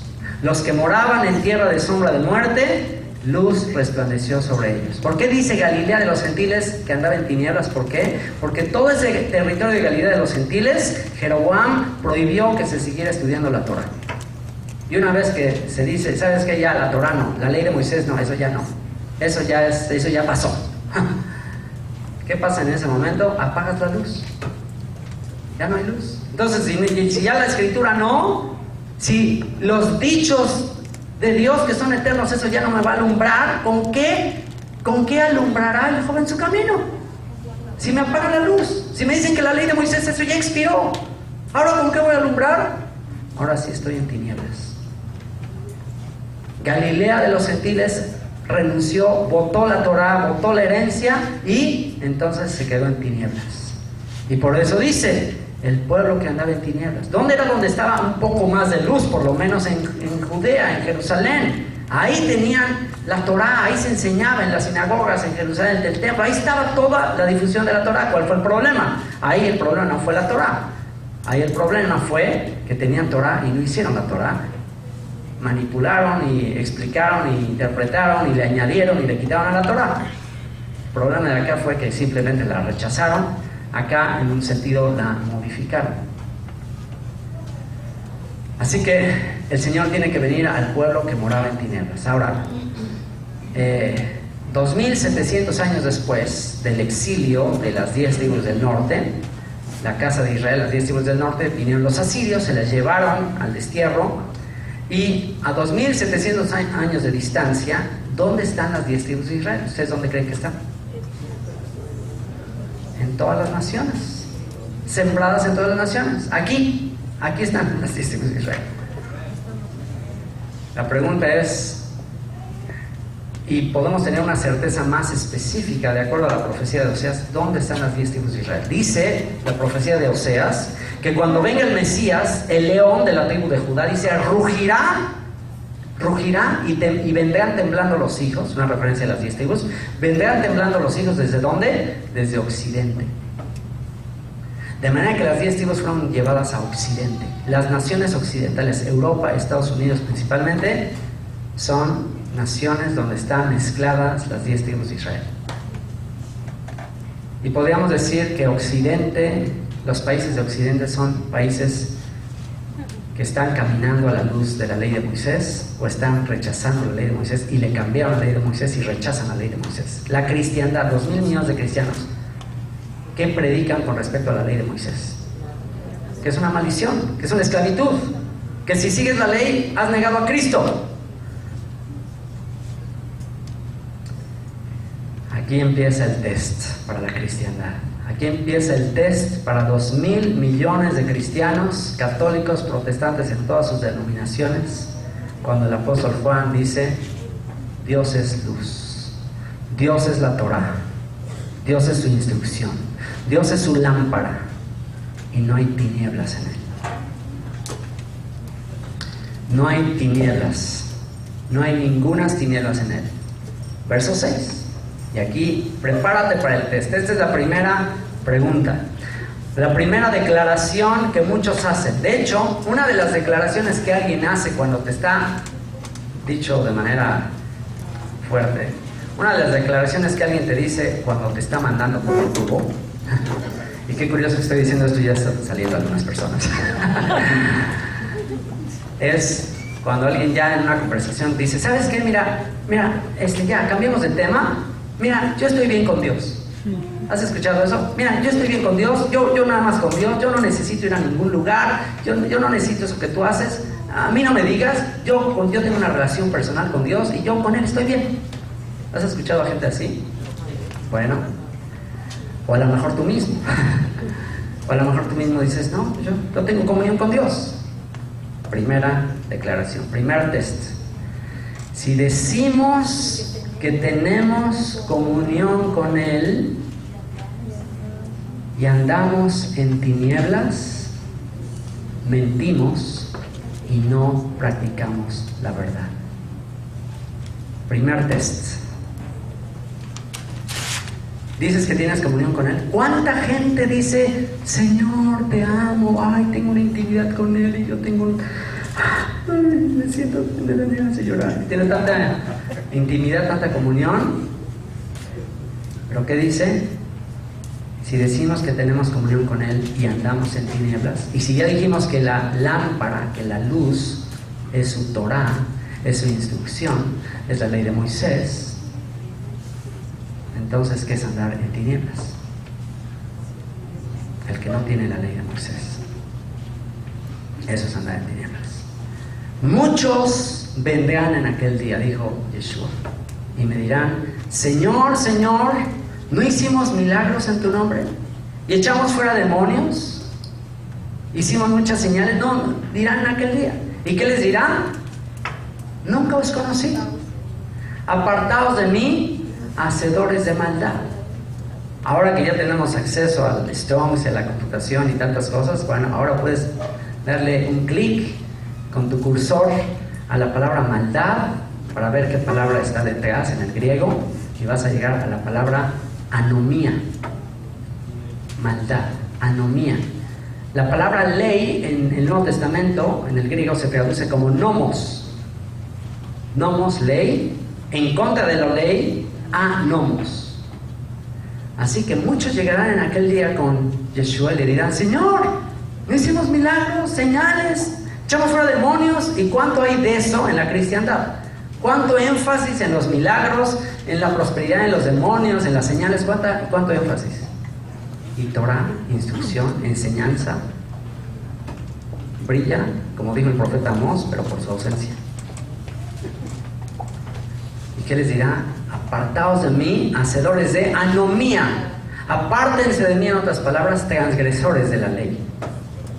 Apártense de mí, transgresores de mi Torah. No todo el que me dice Señor, Señor entrará al reino de los cielos, sino el que hace la voluntad de mi Padre que está en los cielos. Hijitos míos, si me amáis, guardad mis mandamientos. Esa es la prueba, ese es el test. Si decimos que tenemos comunión con Él y andamos en tinieblas, mentimos y no practicamos la verdad. ¿Qué es la verdad? Tu palabra es la verdad, dijo Yeshua. Salmo 119. ¿Quieres saber qué es la verdad? Estudia el salmo más largo de toda la Biblia. Salmo 119. ¿De cuál es el tema central del Salmo 119? La ley de Dios. La ley de Moisés. Cuando David escribió tu ley, ¿a qué ley se estaba refiriendo? A la ley de Moisés. Cuando el apóstol Juan aquí está hablando de la verdad, Pues para David, que era la verdad, para Yeshua, que era la verdad, cuando Yeshua dijo: Señor Padre, guárdalos en tu verdad, tu palabra es la verdad. Cuando Yeshua dijo: yo soy el camino, la verdad y la vida, ¿por qué puede decir eso? Porque él lo que está diciendo es: yo viví conforme a la palabra de mi Padre, completamente, de manera que yo soy la verdad. Yo viví conforme a esas instrucciones, yo siempre hice su voluntad. Así que, primera pregunta para ti: no se la apliques a nadie más, aplíquela a ti mismo. Si tú dices que tienes comunión con Él y andas en tinieblas, no estás guardando la Torah, no estás en la luz, mientes y no practicas la verdad. Ahora, ¿cuándo prefieres que se te haga ese examen? ¿Ahorita o el día que estés en su presencia? Más vale que ahorita contestes esa pregunta, porque el día que estés con Él y te diga: nunca te conocí, apártate de mí, hacedor de maldad, ahí ya no va a haber opción, ahí ya no va a haber manera de extraordinario, ya se acabó. Este es el momento de poner a prueba tu fe. Si decimos que tenemos comunión con Él y andamos en tinieblas, mentimos y no practicamos la verdad. Pero si andamos en luz, otra vez que dijimos que es luz, lámpara, tu Torah, tu instrucción, tus leyes. Si andamos en luz, como Él está en luz, como Yeshua está en luz, tenemos comunión unos con otros y la sangre de Jesucristo, su Hijo, nos limpia de todo pecado. ¿Saben ustedes por qué hay tantas denominaciones cristianas? Y cada día hay más. Yo tengo una enciclopedia de denominaciones cristianas. Así, todas las diferentes ramificaciones de la cristiandad. Y bueno, primero comenzó con el catolicismo, después vino la reforma protestante y luego el protestantismo. Ya dentro del protestantismo, ¿cuántas diferentes denominaciones hay? Bautistas, presbiterianos, metodistas, bautistas del sur, bautistas del norte, bautistas del centro, del noreste, del sureste. O sea, y ahí auméntale todavía, después de todas las denominaciones cristianas, auméntale testigos de Jehová, adventistas, mormones, etcétera, etcétera, etcétera. ¿Por qué no hay comunión? Y no hay comunión. O sea, ¿dónde está esa oración de Padre, que sean uno, como tú y yo somos uno? ¿Será que esa oración se ha cumplido? Para nada. Cada quien, ¿qué dicen los cristianos de los protestantes, de los católicos? No, están mal en bola de idólatras, nada más esos ídolos. ¿Y qué dicen los católicos de los protestantes? Bueno, pues somos hermanos separados, aunque digan que no, de todos modos se someten a nuestras leyes. Y los testigos de Jehová, pues ahí tocando la puerta y no, es que mira, esto está mal y todo. Cada quien, ahora sí que como en la época de los jueces, no hay rey en Israel, cada quien hacía lo que bien le parecía. Cada quien interpreta como se le da la gana. ¿Cuál es la clave para la comunión? ¿Cuál es la clave para tener intimidad? ¿Cuál es la clave para estar unidos unos con otros? Aquí está. Si andamos en luz. Si andamos en luz. Si juntos estudiamos la Torah, pero juntos, palabra por palabra, línea por línea, renglón tras renglón, no hay manera de que estemos en desacuerdo, no hay manera. ¿Por qué? Porque hay diccionarios. O sea, no puedes decir, bueno, para ti, ¿qué significa la fe? Pues mira, para mí significa, pues voy aquí a filosofar, y pues yo pienso, yo creo, pienso a lo mejor, quizás, quién sabe. O sea, y a otra persona, y para ti, ¿qué es la fe? No, pues mira, yo le tengo fe a las Chivas de las Chivas de Guadalajara, yo les tengo una fe, así, yo doy mi vida por eso. Entonces, cada quien con su propio diccionario. Pero ¿qué pasa si sientas a esas dos personas y dicen, a ver, vamos a ponernos de acuerdo qué es la fe? A ver, vámonos al diccionario y vamos a ver el diccionario y vamos a ver la palabra original que se usó para esta palabra. Ah, mira, es la palabra emuná en hebreo. Ah, mira, significa esto. Ah, ya, estamos de acuerdo, ya. Ya no es lo que tú pienses, ya no es lo que yo piense, es lo que dice el diccionario. ¿Crees que seguiría habiendo desacuerdos si todos nos ponemos de acuerdo y nada más vamos al diccionario y todos juntos estudiamos, pero con calma, con paciencia, poco a poco, línea por línea? Ya se acabarían las denominaciones. Ya volveríamos todos a que vamos a partir de lo que está escrito. No es que cada quien invente dogmas. ¿Qué decía la Escritura que le tenía que pasar al que le aumente o le quite? Maldito el que no confirmare todas las palabras de esta ley para cumplirlas, y dirá todo el pueblo, amén. Ya no se le puede aumentar, no se le puede quitar. De manera que una persona que dice, ¿sabes qué? Es que estas leyes son leyes rituales, estas ya no aplican, ¿qué le tiene que aplicar a esa persona que dice eso? Es un maldito, anatema. Por eso Pablo emitió palabras tan fuertes. Quien predique otro evangelio sea anatema. ¿Por qué? Porque el evangelio de Cristo no es algo diferente o nuevo de lo que los profetas y lo que Moisés ya habían dicho. Y en la época de Pablo ya se estaba distorsionando el evangelio, se le estaba quitando, se le estaba poniendo al mensaje central del evangelio. Y aquí te vas a sorprender, porque lo que actualmente se predica como evangelio, el actual evangelismo, no es el evangelio que predicó Pablo y Jesucristo. Ese no es el evangelio. Si tú en un instituto teológico estudias y te hacen una pregunta de examen, a ver, defíneme lo que es el evangelio. Comúnmente, ¿qué se pone que es el evangelio? Mira, el evangelio es 1 Corintios 15, 1, los primeros versículos. Jesucristo murió en el tercer día, Él murió y resucitó al tercer día. Este es el evangelio. Esa es pregunta de examen. Cualquier estudiante de instituto, cualquier pastor te va a decir que ese es el evangelio. Entonces, si ese es el evangelio, si el evangelio es que Jesús murió y resucitó al tercer día, ese es el evangelio, entonces, ¿qué estuvo predicando Jesús por 3 años? Porque dice que Jesús anduvo predicando el evangelio del reino. Anduvo Jesús predicando el evangelio del reino. Entonces, si él lo único que estuvo diciendo a cada persona, a sus discípulos, por 3 años es, mira, yo voy a morir y al tercer día voy a resucitar. Ok, mira, yo voy a morir y al tercer día voy a resucitar. Hacía una grabadora, yo voy a morir y al tercer día voy a resucitar. Y nada más anduvo diciendo eso. ¿Por qué cuando ya se muere, todo el mundo no entendió? Ay, ¿qué? ¿Por qué se murió? Sí, no era, ya vámonos, lo dejaron todo solo. Oye, si le estuviste 3 años diciendo eso, entonces ¿por qué lo dejaron todo solo? ¿Qué sucedía cuando le decía, voy a morir, voy a ser entregado en manos de pecadores? ¿Qué sucedía cuando decía eso? Y lo dijo en otras ocasiones, ¿qué sucedía? Entonces, no, ¿cómo crees, Señor? Que no te va a pasar esto. O sea, era un tema del cual no hablaba. Lo hablaba así como, y no les quedó claro. Si no les quedó claro es que no hizo gran énfasis en eso. Entonces, wow. Entonces está predicando un evangelio que no es el evangelio. ¿Y qué dice? ¿Qué se dice que le va a pasar al que está predicando un falso evangelio? Sea anatema. Ahora, ¿por qué Pablo puede emitir esa maldición tan fuerte? De sea maldito el que no anuncie el evangelio. ¿De dónde se saca esa maldición? Bueno, primero tenemos que entender qué es el evangelio.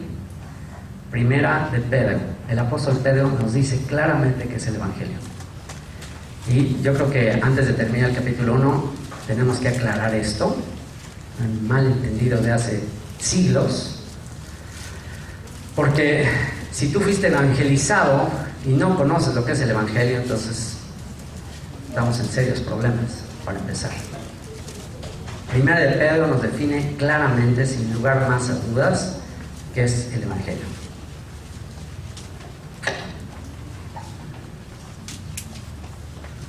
Primera de Pedro 1, versículo, vamos a leer desde el versículo 22.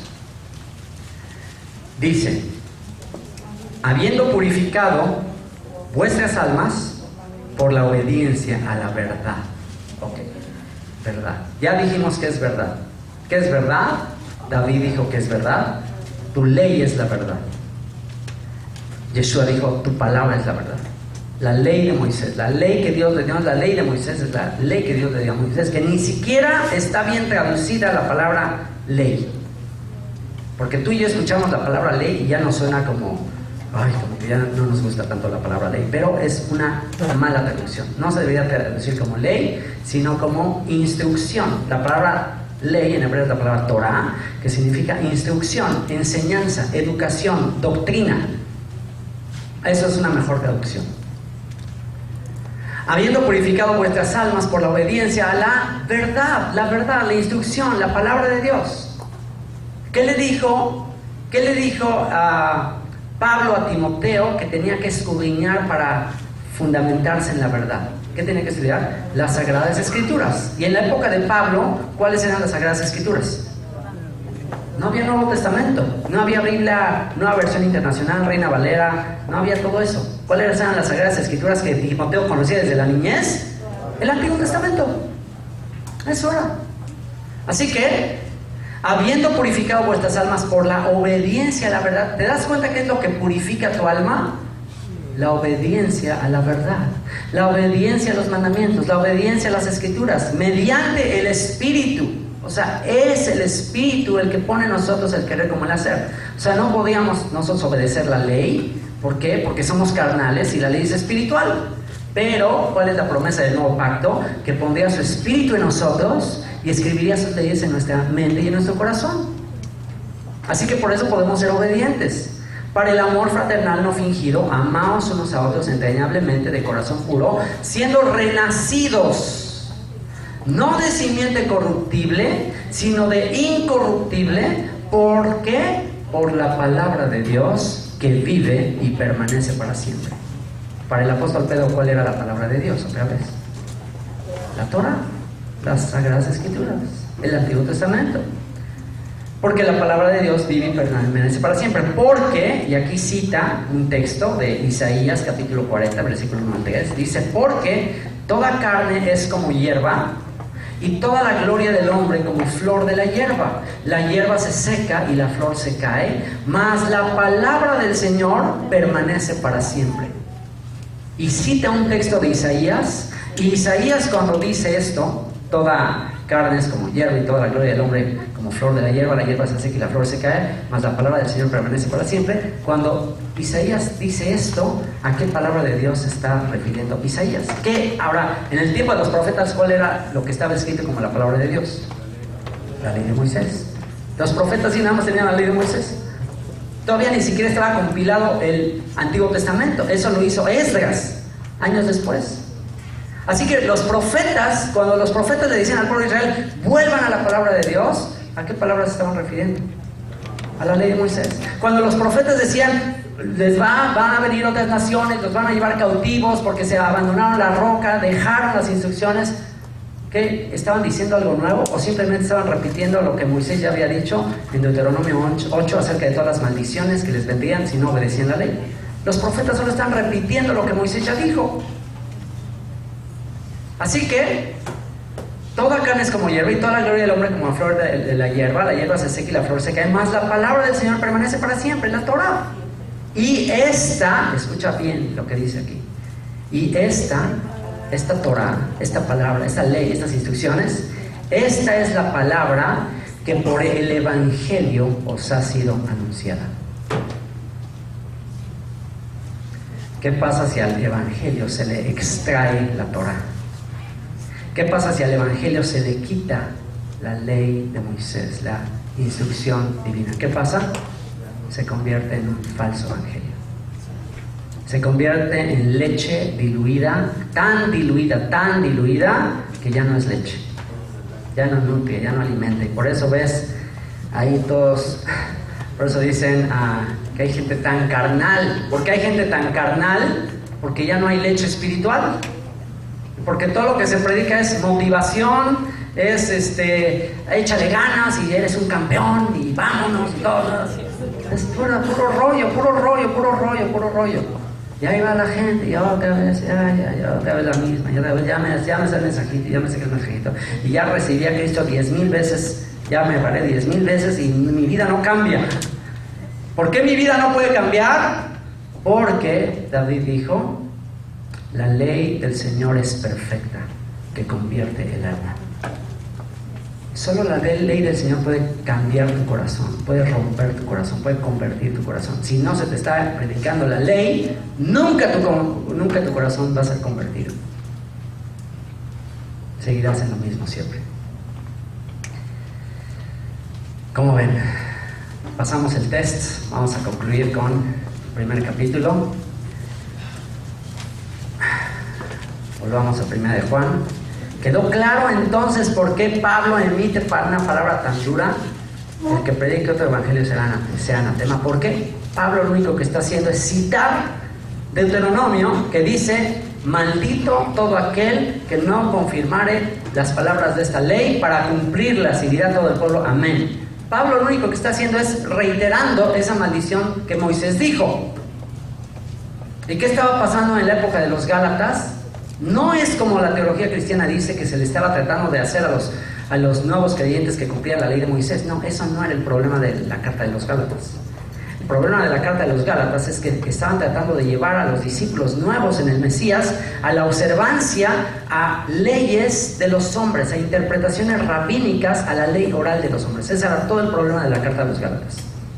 Porque cuando tú entiendes que hay que volver a la ley de Moisés, que hay que volver a las sendas antiguas, que esa es la ley, que hay que seguir la instrucción, lo primero que te va a decir gente en un contexto teológico cristiano es, no, estás volviendo a la maldición. Mira, lee Gálatas. Pero no, ese no es el problema. El problema de Gálatas no es que estaban volviendo a la ley, porque pues entonces Pablo sería un contradictor. En su carta a los Romanos dijo, entonces ¿qué? Porque estamos en la gracia desechamos la ley. Porque estamos en la gracia, ¿qué dijo?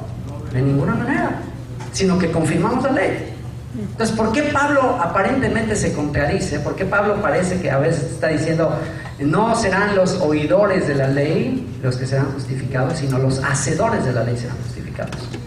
¿Y por qué Pablo de repente dice, la ley es buena, la ley es espiritual? Y hay textos donde te dice que hay que guardar la ley, y luego hay otros textos donde te dice, maldito el que se someta, esté bajo la ley, maldito el que no se someta a todas las cuestiones que están en la ley, porque te dice que el que tenga el yugo de la ley está bajo maldición, y el que abraza toda la ley desechó la gracia de Cristo. O sea, parece que se está contradiciendo. ¿Por qué? Por no entender que Pablo, como un rabino que conoce terminología hebrea, puede estar hablando de dos leyes diferentes. Pablo puede estar hablando de la ley escrita, o Pablo puede estar hablando de la ley oral, de las tradiciones, del legalismo.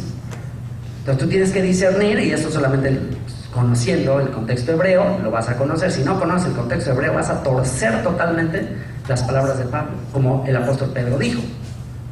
Pedro dijo, las cartas de Pablo son difíciles de entender, las cuales los indoctos e inconstantes tuercen para su propia perdición. ¿Qué es una persona indocta? Si dijimos que Torah es doctrina, una persona indocta es una persona que no tiene Torah, una persona que no ha sido instruida bajo la Torah, las va a torcer. ¿Y de qué contexto vienen todos los gentiles con sus filosofías, sus rollos en la cabeza y tratando de entender las cartas de Pablo? Y diciendo que ya son doctores en teología, interpretando las cartas de Pablo, que ni Pedro siendo judío se le hacían sencillas. Si Pedro siendo judío dijo, guau, están difíciles las cartas de Pablo, ahora resulta que viene una persona en el siglo XX diciendo, yo soy doctor en divinidades, yo te voy a interpretar lo que dice el apóstol Pablo. El apóstol Pablo dice, así como que, oye, no me vengas. O sea, ahora resulta que tú me dices que eres experto en las cartas de Pablo. O sea, ¿hablas hebreo? ¿Conoces cultura de Israel? O sea, ¿has conocido un contexto judío? Entonces no vas a entender las cartas de Pablo. Perdóname que te lo diga, por así tengas un título de doctor en divinidades, no vas a entender las cartas de Pablo.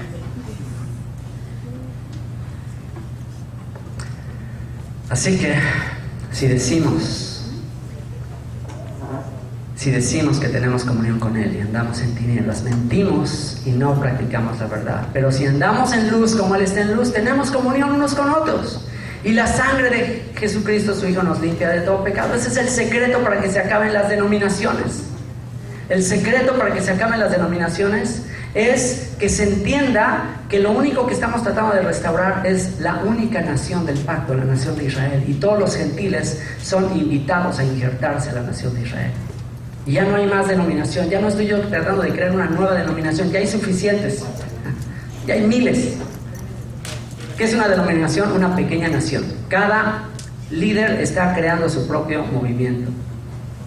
Dicen los católicos a los hermanos separados cristianos, ustedes nos critican porque nos sometemos al Papa, por lo menos nosotros estamos unidos bajo un Papa, pero ustedes tienen miles de papitas. Cada quien se somete a su propio papita. Cada grupito ya ahora ya es moda, ya alguien empieza a saber un poquito y ya se quiere armar su grupito ahí de 5 personas, ya aunque sea pone unos títeres y a ver, les voy a predicar estos porque yo quiero enseñar. Y en un afán de que alguien me escuche, aquí puedo hacer mi propio movimiento, mi propia denominación. Y hay grupitos y grupitos y grupitos saliendo de todas partes. Lo único que nos llevará a esa comunión es volvamos a las sendas antiguas. Volvamos a restaurar el tabernáculo caído de David. No tratemos de hacer una nueva religión. Volvamos a la fe de los profetas, de los apóstoles, siendo la principal piedra del ángulo Yeshua, el Mesías de Israel, el rey de los judíos. Si decimos que no tenemos pecado, nos engañamos a nosotros mismos y la verdad no está en nosotros. Si decimos que no tenemos pecado, nos engañamos a nosotros mismos y la verdad no está en nosotros. ¿Sí? Así como definimos la palabra evangelio, y el evangelio es la transmisión, es la buena nueva, es el buen mensaje. La palabra evangelio significa buen mensaje, buena nueva. ¿Cuál es la buena nueva? ¿Cuál es el buen mensaje? El Señor te ha redimido, el Señor te ha perdonado. Ve y no peques más. Ve y no peques más. El Señor no te condenó. Ve y no sigas transgrediendo la ley. Si decimos que no tenemos pecado, ok, ahora sí, ya definimos lo que es evangelio desde una perspectiva de los apóstoles. Ahora vamos a definir la palabra pecado, porque también si tú le preguntas a alguien, oye, ¿qué es pecado? Pues también cada quien te va a dar su propia definición. No, pues mira, pecado es pues hacer algo malo. O pecado, ahora una definición más profesional de seminario, pecado es errar el blanco. ¿Has escuchado esa definición? Así, suena así como que muy profesional aquí. Pecado es errar el blanco. Y todos te quedan así con cara de, ¿qué están jugando al tiro al blanco? ¿Cómo que errar el blanco? ¿Qué significa eso? ¿Cuál es el blanco? ¿A cuál blanco había que darle? Para no complicarlo más. Esa es la estrategia de la filosofía griega. Dejarte cosas así tan abstractas que no las puedes aterrizar. A diferencia de la fe hebrea, que es práctica. Es muéstrame tu fe por tus obras. Muéstrame, quiero ver. La filosofía griega todo es intelectual. Todo es una fe así intelectual, subjetiva. No, mira, yo creo. ¿Qué? ¿Crees? Pues muéstrame tu fe. ¿Qué es pecado? Vamos a tantito adelante, solamente para dar la definición de lo que es pecado. Y dice, ahí mismo una hojita más adelante, dice en el verso 4, capítulo 3, todo aquel que comete pecado infringe también la ley, pues el pecado es infracción de la ley. Ahí está lo que es pecado. Ya, manera sencilla, práctica. ¿Qué es pecado? Pecar es transgredir la ley. Otra vez, para el apóstol Juan, ¿cuál era la ley? La ley de Moisés. Así que pecar es transgredir la ley de Moisés. Comencemos por los 10 mandamientos. Haz un checklist de los 10 mandamientos. Ve el mandamiento número 1, mandamiento número 2, mandamiento número 3. Si no te lo sabes, ve a Éxodo capítulo 20, Deuteronomio capítulo 5. A ver, primer mandamiento, segundo mandamiento, tercer mandamiento, cuarto mandamiento. Prueba para la cristiandad que dice que ama al Dios de Israel. Cuarto mandamiento. Te acordarás del día de reposo para santificarlo. 6 días trabajarás y harás toda tu obra, mas el séptimo día es día de reposo para el Señor, para hacer esto que estamos haciendo. Honra a tu padre y a tu madre. No robes, no mates, no adulteres, no codicies. Síguele ahí. Test. Si decimos que no tenemos pecado, por eso dice, pues nos engañamos a nosotros mismos. ¿A quién dice que bueno, yo no tengo pecado? Y esto también me ha sentido si decimos que no tenemos pecado en singular, pecado como una naturaleza pecadora. Eso es falso. Y eso es algo que se difunde aún en la religión, aún en ciertos sectores de la religión. Por ejemplo, en ciertos sectores del judaísmo se enseña que el alma, en realidad, que el ser humano nace con un alma pura, un alma que tiende hacia el bien, y que son los factores de la vida, las circunstancias, este mundo, etcétera, etcétera, los que van afectando a la persona. O a veces también, desde una perspectiva humanista, se enseña que, bueno, pues el niño nació bien y de repente, pues los factores, sus papás, las circunstancias, pues lo torcieron. Y bueno, aunque bien es cierto que influye, que influye la sociedad, los amigos, la familia, por supuesto que influye, pero a fin de cuentas, el corazón ya trae una cierta tendencia, la personalidad ya trae una cierta tendencia. Y de acuerdo a las escrituras, de acuerdo al profeta Jeremías, ¿cómo es el corazón del ser humano? Engañoso y perverso. La naturaleza del ser humano es caída, es perversa. Por eso es que necesitamos un redentor. Por eso es que necesitamos un salvador. Por eso es que no podemos por nosotros mismos. O sea, cuando tú te estás ahogando y no sabes nadar, no necesitas que te den instrucciones para cómo manotear. Necesitas que alguien se eche a la alberca y te saque de ahí. Y una vez que te saque, te enseñe, ¿ok? Te enseña a no volverte a hundir. Es exactamente lo que hace la Torah. Primero, pues necesitamos un salvador, necesitamos a alguien que rompa nuestra naturaleza perversa. Y una vez que rompe esa naturaleza perversa y nos quita el deseo de seguir pecando. ¿Y qué te quita el deseo de seguir pecando? ¿Qué es lo que te quita el deseo de seguir pecando? La gracia. La gracia rompe la autoridad del pecado sobre tu vida. Y es ahí donde el versículo más usado por la cristiandad para sustentar que ya no estamos bajo la ley, el más usado, la interpretación está justo al revés de como lo intentó el apóstol Pablo explicar. ¿Cuál es el versículo más usado por la teología cristiana para decirte que ya no tienes que guardar la ley de Moisés? Romanos capítulo 6, no estáis bajo la ley, sino bajo la gracia. ¿Han escuchado ustedes eso de que un verso fuera de contexto es un buen pretexto? Bueno, este no es ni siquiera un verso fuera de contexto. Esta es la mitad de un verso fuera de contexto. Porque cuando te dicen, no, es que no estamos bajo la ley, ni siquiera te están citando el versículo completo.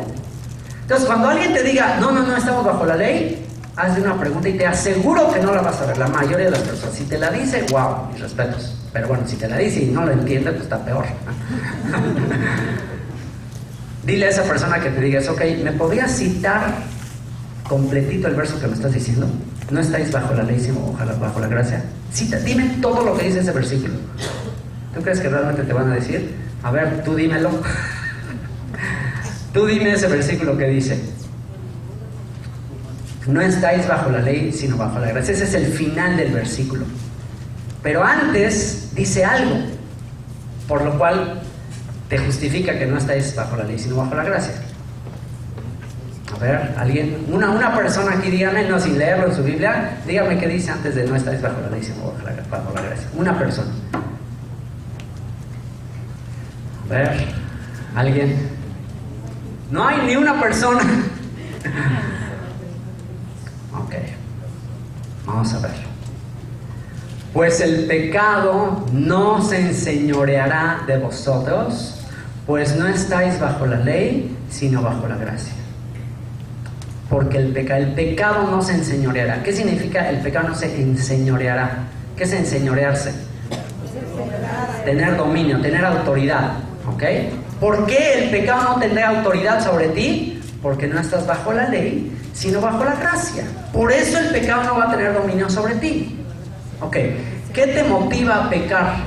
O sea, cuando tú quieres pecar y todo, y muchas veces en tu conciencia sabes que no está bien y todo, pero de todos modos lo haces. Y una vez que lo haces, una vez que está la tentación, pero lo haces, y una vez que lo haces, ¿qué se genera en el mecanismo interno de la conciencia? Que se genera un sentimiento de culpabilidad. De, híjole, ya otra vez la regué. Ay, bueno, ya, espero que... Y ese sentimiento de culpa, ¿qué hace con respecto a la comunión con Dios? Ese sentimiento de culpa, pues, te va alejando, te vas alejando de Dios, ya como que ya no estás muy a gusto en las cosas de Dios, ya no estás muy a gusto escuchando cosas de la Biblia, ya llega a un punto donde ya estás en una vida de pecado tan fuerte que ya incluso escuchas alabanzas o cosas relacionadas a plática y ya le huyes, y ay, no, esto me molesta. ¿Por qué? Porque sabes que algo no está bien en tu vida y andas huyendo, así como Adán anda huyendo. Y el Señor te pregunta, ¿dónde estás tú? Y tú, me escondí, porque tuve miedo, hice algo. ¿Cuál fue la pregunta? ¿Hiciste algo que yo te dije que no hicieras? Y andas huyendo, andas escondiéndote. Y en el momento que te enteras que a pesar de que te anduviste escondiendo, huyendo, anduviste de un lado para otro, corriendo, ¿qué pasa si un día, a pesar de que estás huyendo, te agarran en el momento justo de que cometiste el pecado? Llega el momento en que tienes que pagar, porque tarde o temprano se paga la factura. Dios no puede ser burlado. Todo lo que el hombre sembrare, eso segará. Tarde o temprano te va a llegar la factura. Y una vez que te llega y sientes todo el peso de la culpa, y sientes toda la condena, y te das cuenta que tú te lo buscaste, y tú ya sabías que eso te iba a pasar, y estás ahí ya nada más esperando la condena, ya nada más esperando las consecuencias. Y en ese momento, en vez de recibir la sentencia culpable, muerto, estás perdido. ¿Qué pasa si en ese momento la sentencia te dice: perdonado, inocente, te amo, con amor eterno te he amado, no te condeno? ¿Qué pasa en ese momento? Se rompe el señorío del pecado sobre tu vida. Ya no tienes ganas de seguir pecando. ¿Por qué? Porque recibiste tal perdón, recibiste tal amor, que ya no sientes deseos de pecar. Eres libre. Se rompió el dominio del pecado. ¿Por qué? Por el amor, por el perdón, por el indulto de Dios sobre tu vida. Estás bajo la gracia. Entonces, como estás bajo la gracia, entonces el pecado, que es la transgresión de la ley, ya no tiene dominio. Ya no tienes deseos de estar transgrediendo la ley. ¿Por qué? Porque estás bajo la gracia, porque recibiste el perdón. Por eso la mujer que fue hallada en el momento justo del adulterio, ¿por qué crees que se fue y dijo: bueno, ahora sí me regreso a lo que estaba haciendo? ¿Tú crees que iba a regresar así? No. ¿Por qué? Porque fue perdonada. Entonces se rompió el señorío de la transgresión, el deseo de seguir transgrediendo la ley. ¿Por qué? Porque estás bajo la gracia. Y fíjate cómo se interpreta la teología cristiana. Sigue pecando porque estás en la gracia. Y él mismo dice: perseveraremos en el pecado. Y él ya sabía que algún día iban a surgir los teólogos que iban a negar esto. Y el mismo Pablo dice: perseveraremos en el pecado para que la gracia abunde. ¿Permaneceremos en eso? ¿Qué dicen? De ninguna manera. ¿Cómo poder volver a seguir haciendo las cosas que antes hacía? ¿Cómo puede ser?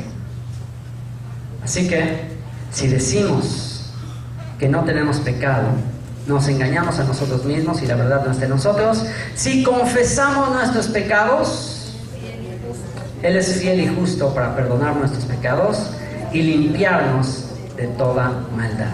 Y otra palabra que hay que definir, ya estamos terminando: confesar. ¿Qué es confesar nuestros pecados? ¿Acaso confesar nuestros pecados es ir a una ventanita y decirle a alguien: pues mira, te confieso que, mira, pues me volé unas cosas y hice esto y esto? O sea, eso es confesar. La palabra confesar significa ponerte de acuerdo con Dios. Ponte de acuerdo con Dios. Y también dice: confesaos vuestras ofensas unos a otros. Hay casos cuando la ofensa es hacia una persona. El mandamiento es ir con esa persona y confesar tu falta y decir: sabes que, mira, transgredí en esto y bueno, pues hay que restituir, no nada más confesar, sino hay que restituir, hay que compensar. No puede haber perdón sin restitución, sin compensación.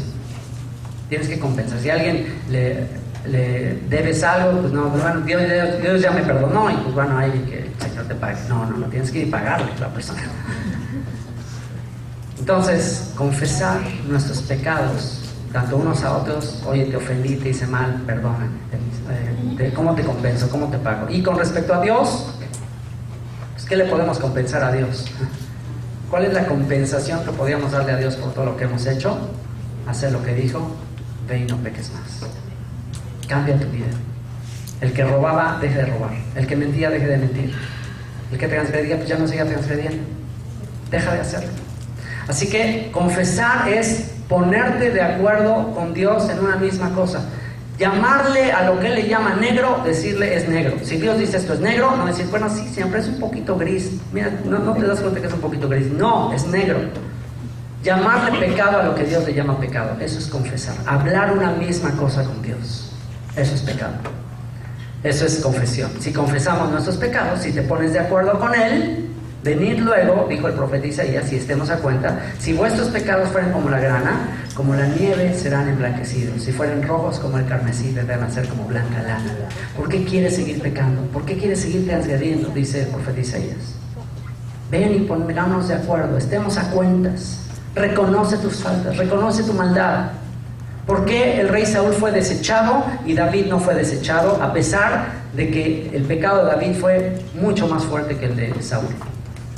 David pecó, hizo cosas, o sea, lo que hizo con la mujer de Urías, con Betsabé, fue tremendo. Sin embargo, fue perdonado y fue mantenido como rey y se le prometió que su dinastía sería eterna. Y Saúl cometió un aparente error y fue desechado como rey. ¿Por qué? Porque cuando Saúl fue confrontado por su pecado, ¿cuál era la actitud de Saúl? Siempre justificarse, siempre echarle la culpa a otro. No, es que el pueblo, es que no llegabas, tuve que hacer el sacrificio, pero no llegabas. Pues sí, mira, es que es por un sacrificio para el Señor. Siempre poniendo justificantes. ¿Y qué fue lo que le dijo Samuel? Se complace el Señor en los holocaustos, en los sacrificios, y no en que se obedezca la palabra del Señor. Así que no importa lo negro de tu pecado, cuál es el mandamiento de Dios, no importa cómo estés, ven, ponte a cuentas. Como dicen los acreedores, quiero que me dé la cara, no te andes escondiendo, no dejes de contestar las llamadas. Dios está llamando, ven, ven, ven, ven. Si escuchas hoy tu voz, no desconectes el teléfono divino. Escucha su voz que te dice, ven, pongámonos a cuentas, vamos a estar de acuerdo. Si tus pecados son como la grana, como la nieve, serán emblanquecidos. Si fueran rojos como el carmesí, vendrán a ser como blanca lana. Si confesamos nuestros pecados, Él es fiel y justo para perdonar nuestros pecados y limpiarnos de toda maldad. Si decimos que no hemos pecado, le hacemos a Él mentiroso y la palabra no está en nosotros. Una persona que dice que no ha pecado es porque la palabra no está en él, porque la palabra es la que te trae la convicción de pecado. Pablo dijo, yo no conocería que codiciar es pecado si no es porque la ley dice no codiciarás. Y una vez que vi que dice no codiciarás, me di cuenta que soy un codicioso. Tú y yo podemos pensar que somos muy buenos y muy nobles y empezamos a estudiar la ley y decimos, yo no era tan bueno como pensaba. Vamos a orar, que su Espíritu nos guíe al arrepentimiento después de este test. Bendito seas, Padre, por tu palabra, Señor, que nos limpia, que nos purifica, que nos restaura, que nos vuelve al principio, Señor. Lo que era desde el principio, lo que hemos visto, lo que hemos palpado, lo que nuestros ojos vieron, Señor, tocante al verbo de vida. La vida se manifestó en Él. Señor, ayúdanos a vivir esa vida. Ayúdanos a morir a nosotros. Ayúdanos a menguar para que su vida se manifieste. Ayúdanos a considerarnos muertos a nosotros mismos, pero vivos para ti en Cristo Jesús, Señor nuestro. Padre, ten misericordia de nosotros. Ten misericordia de toda la casa de Israel, sembrada entre las naciones, de 2,000 millones de cristianos que han abandonado tu Torah. Tu palabra dice, mi pueblo pereció porque le faltó conocimiento. Por cuanto desechaste la ley del Señor, Él también te desechará del sacerdocio.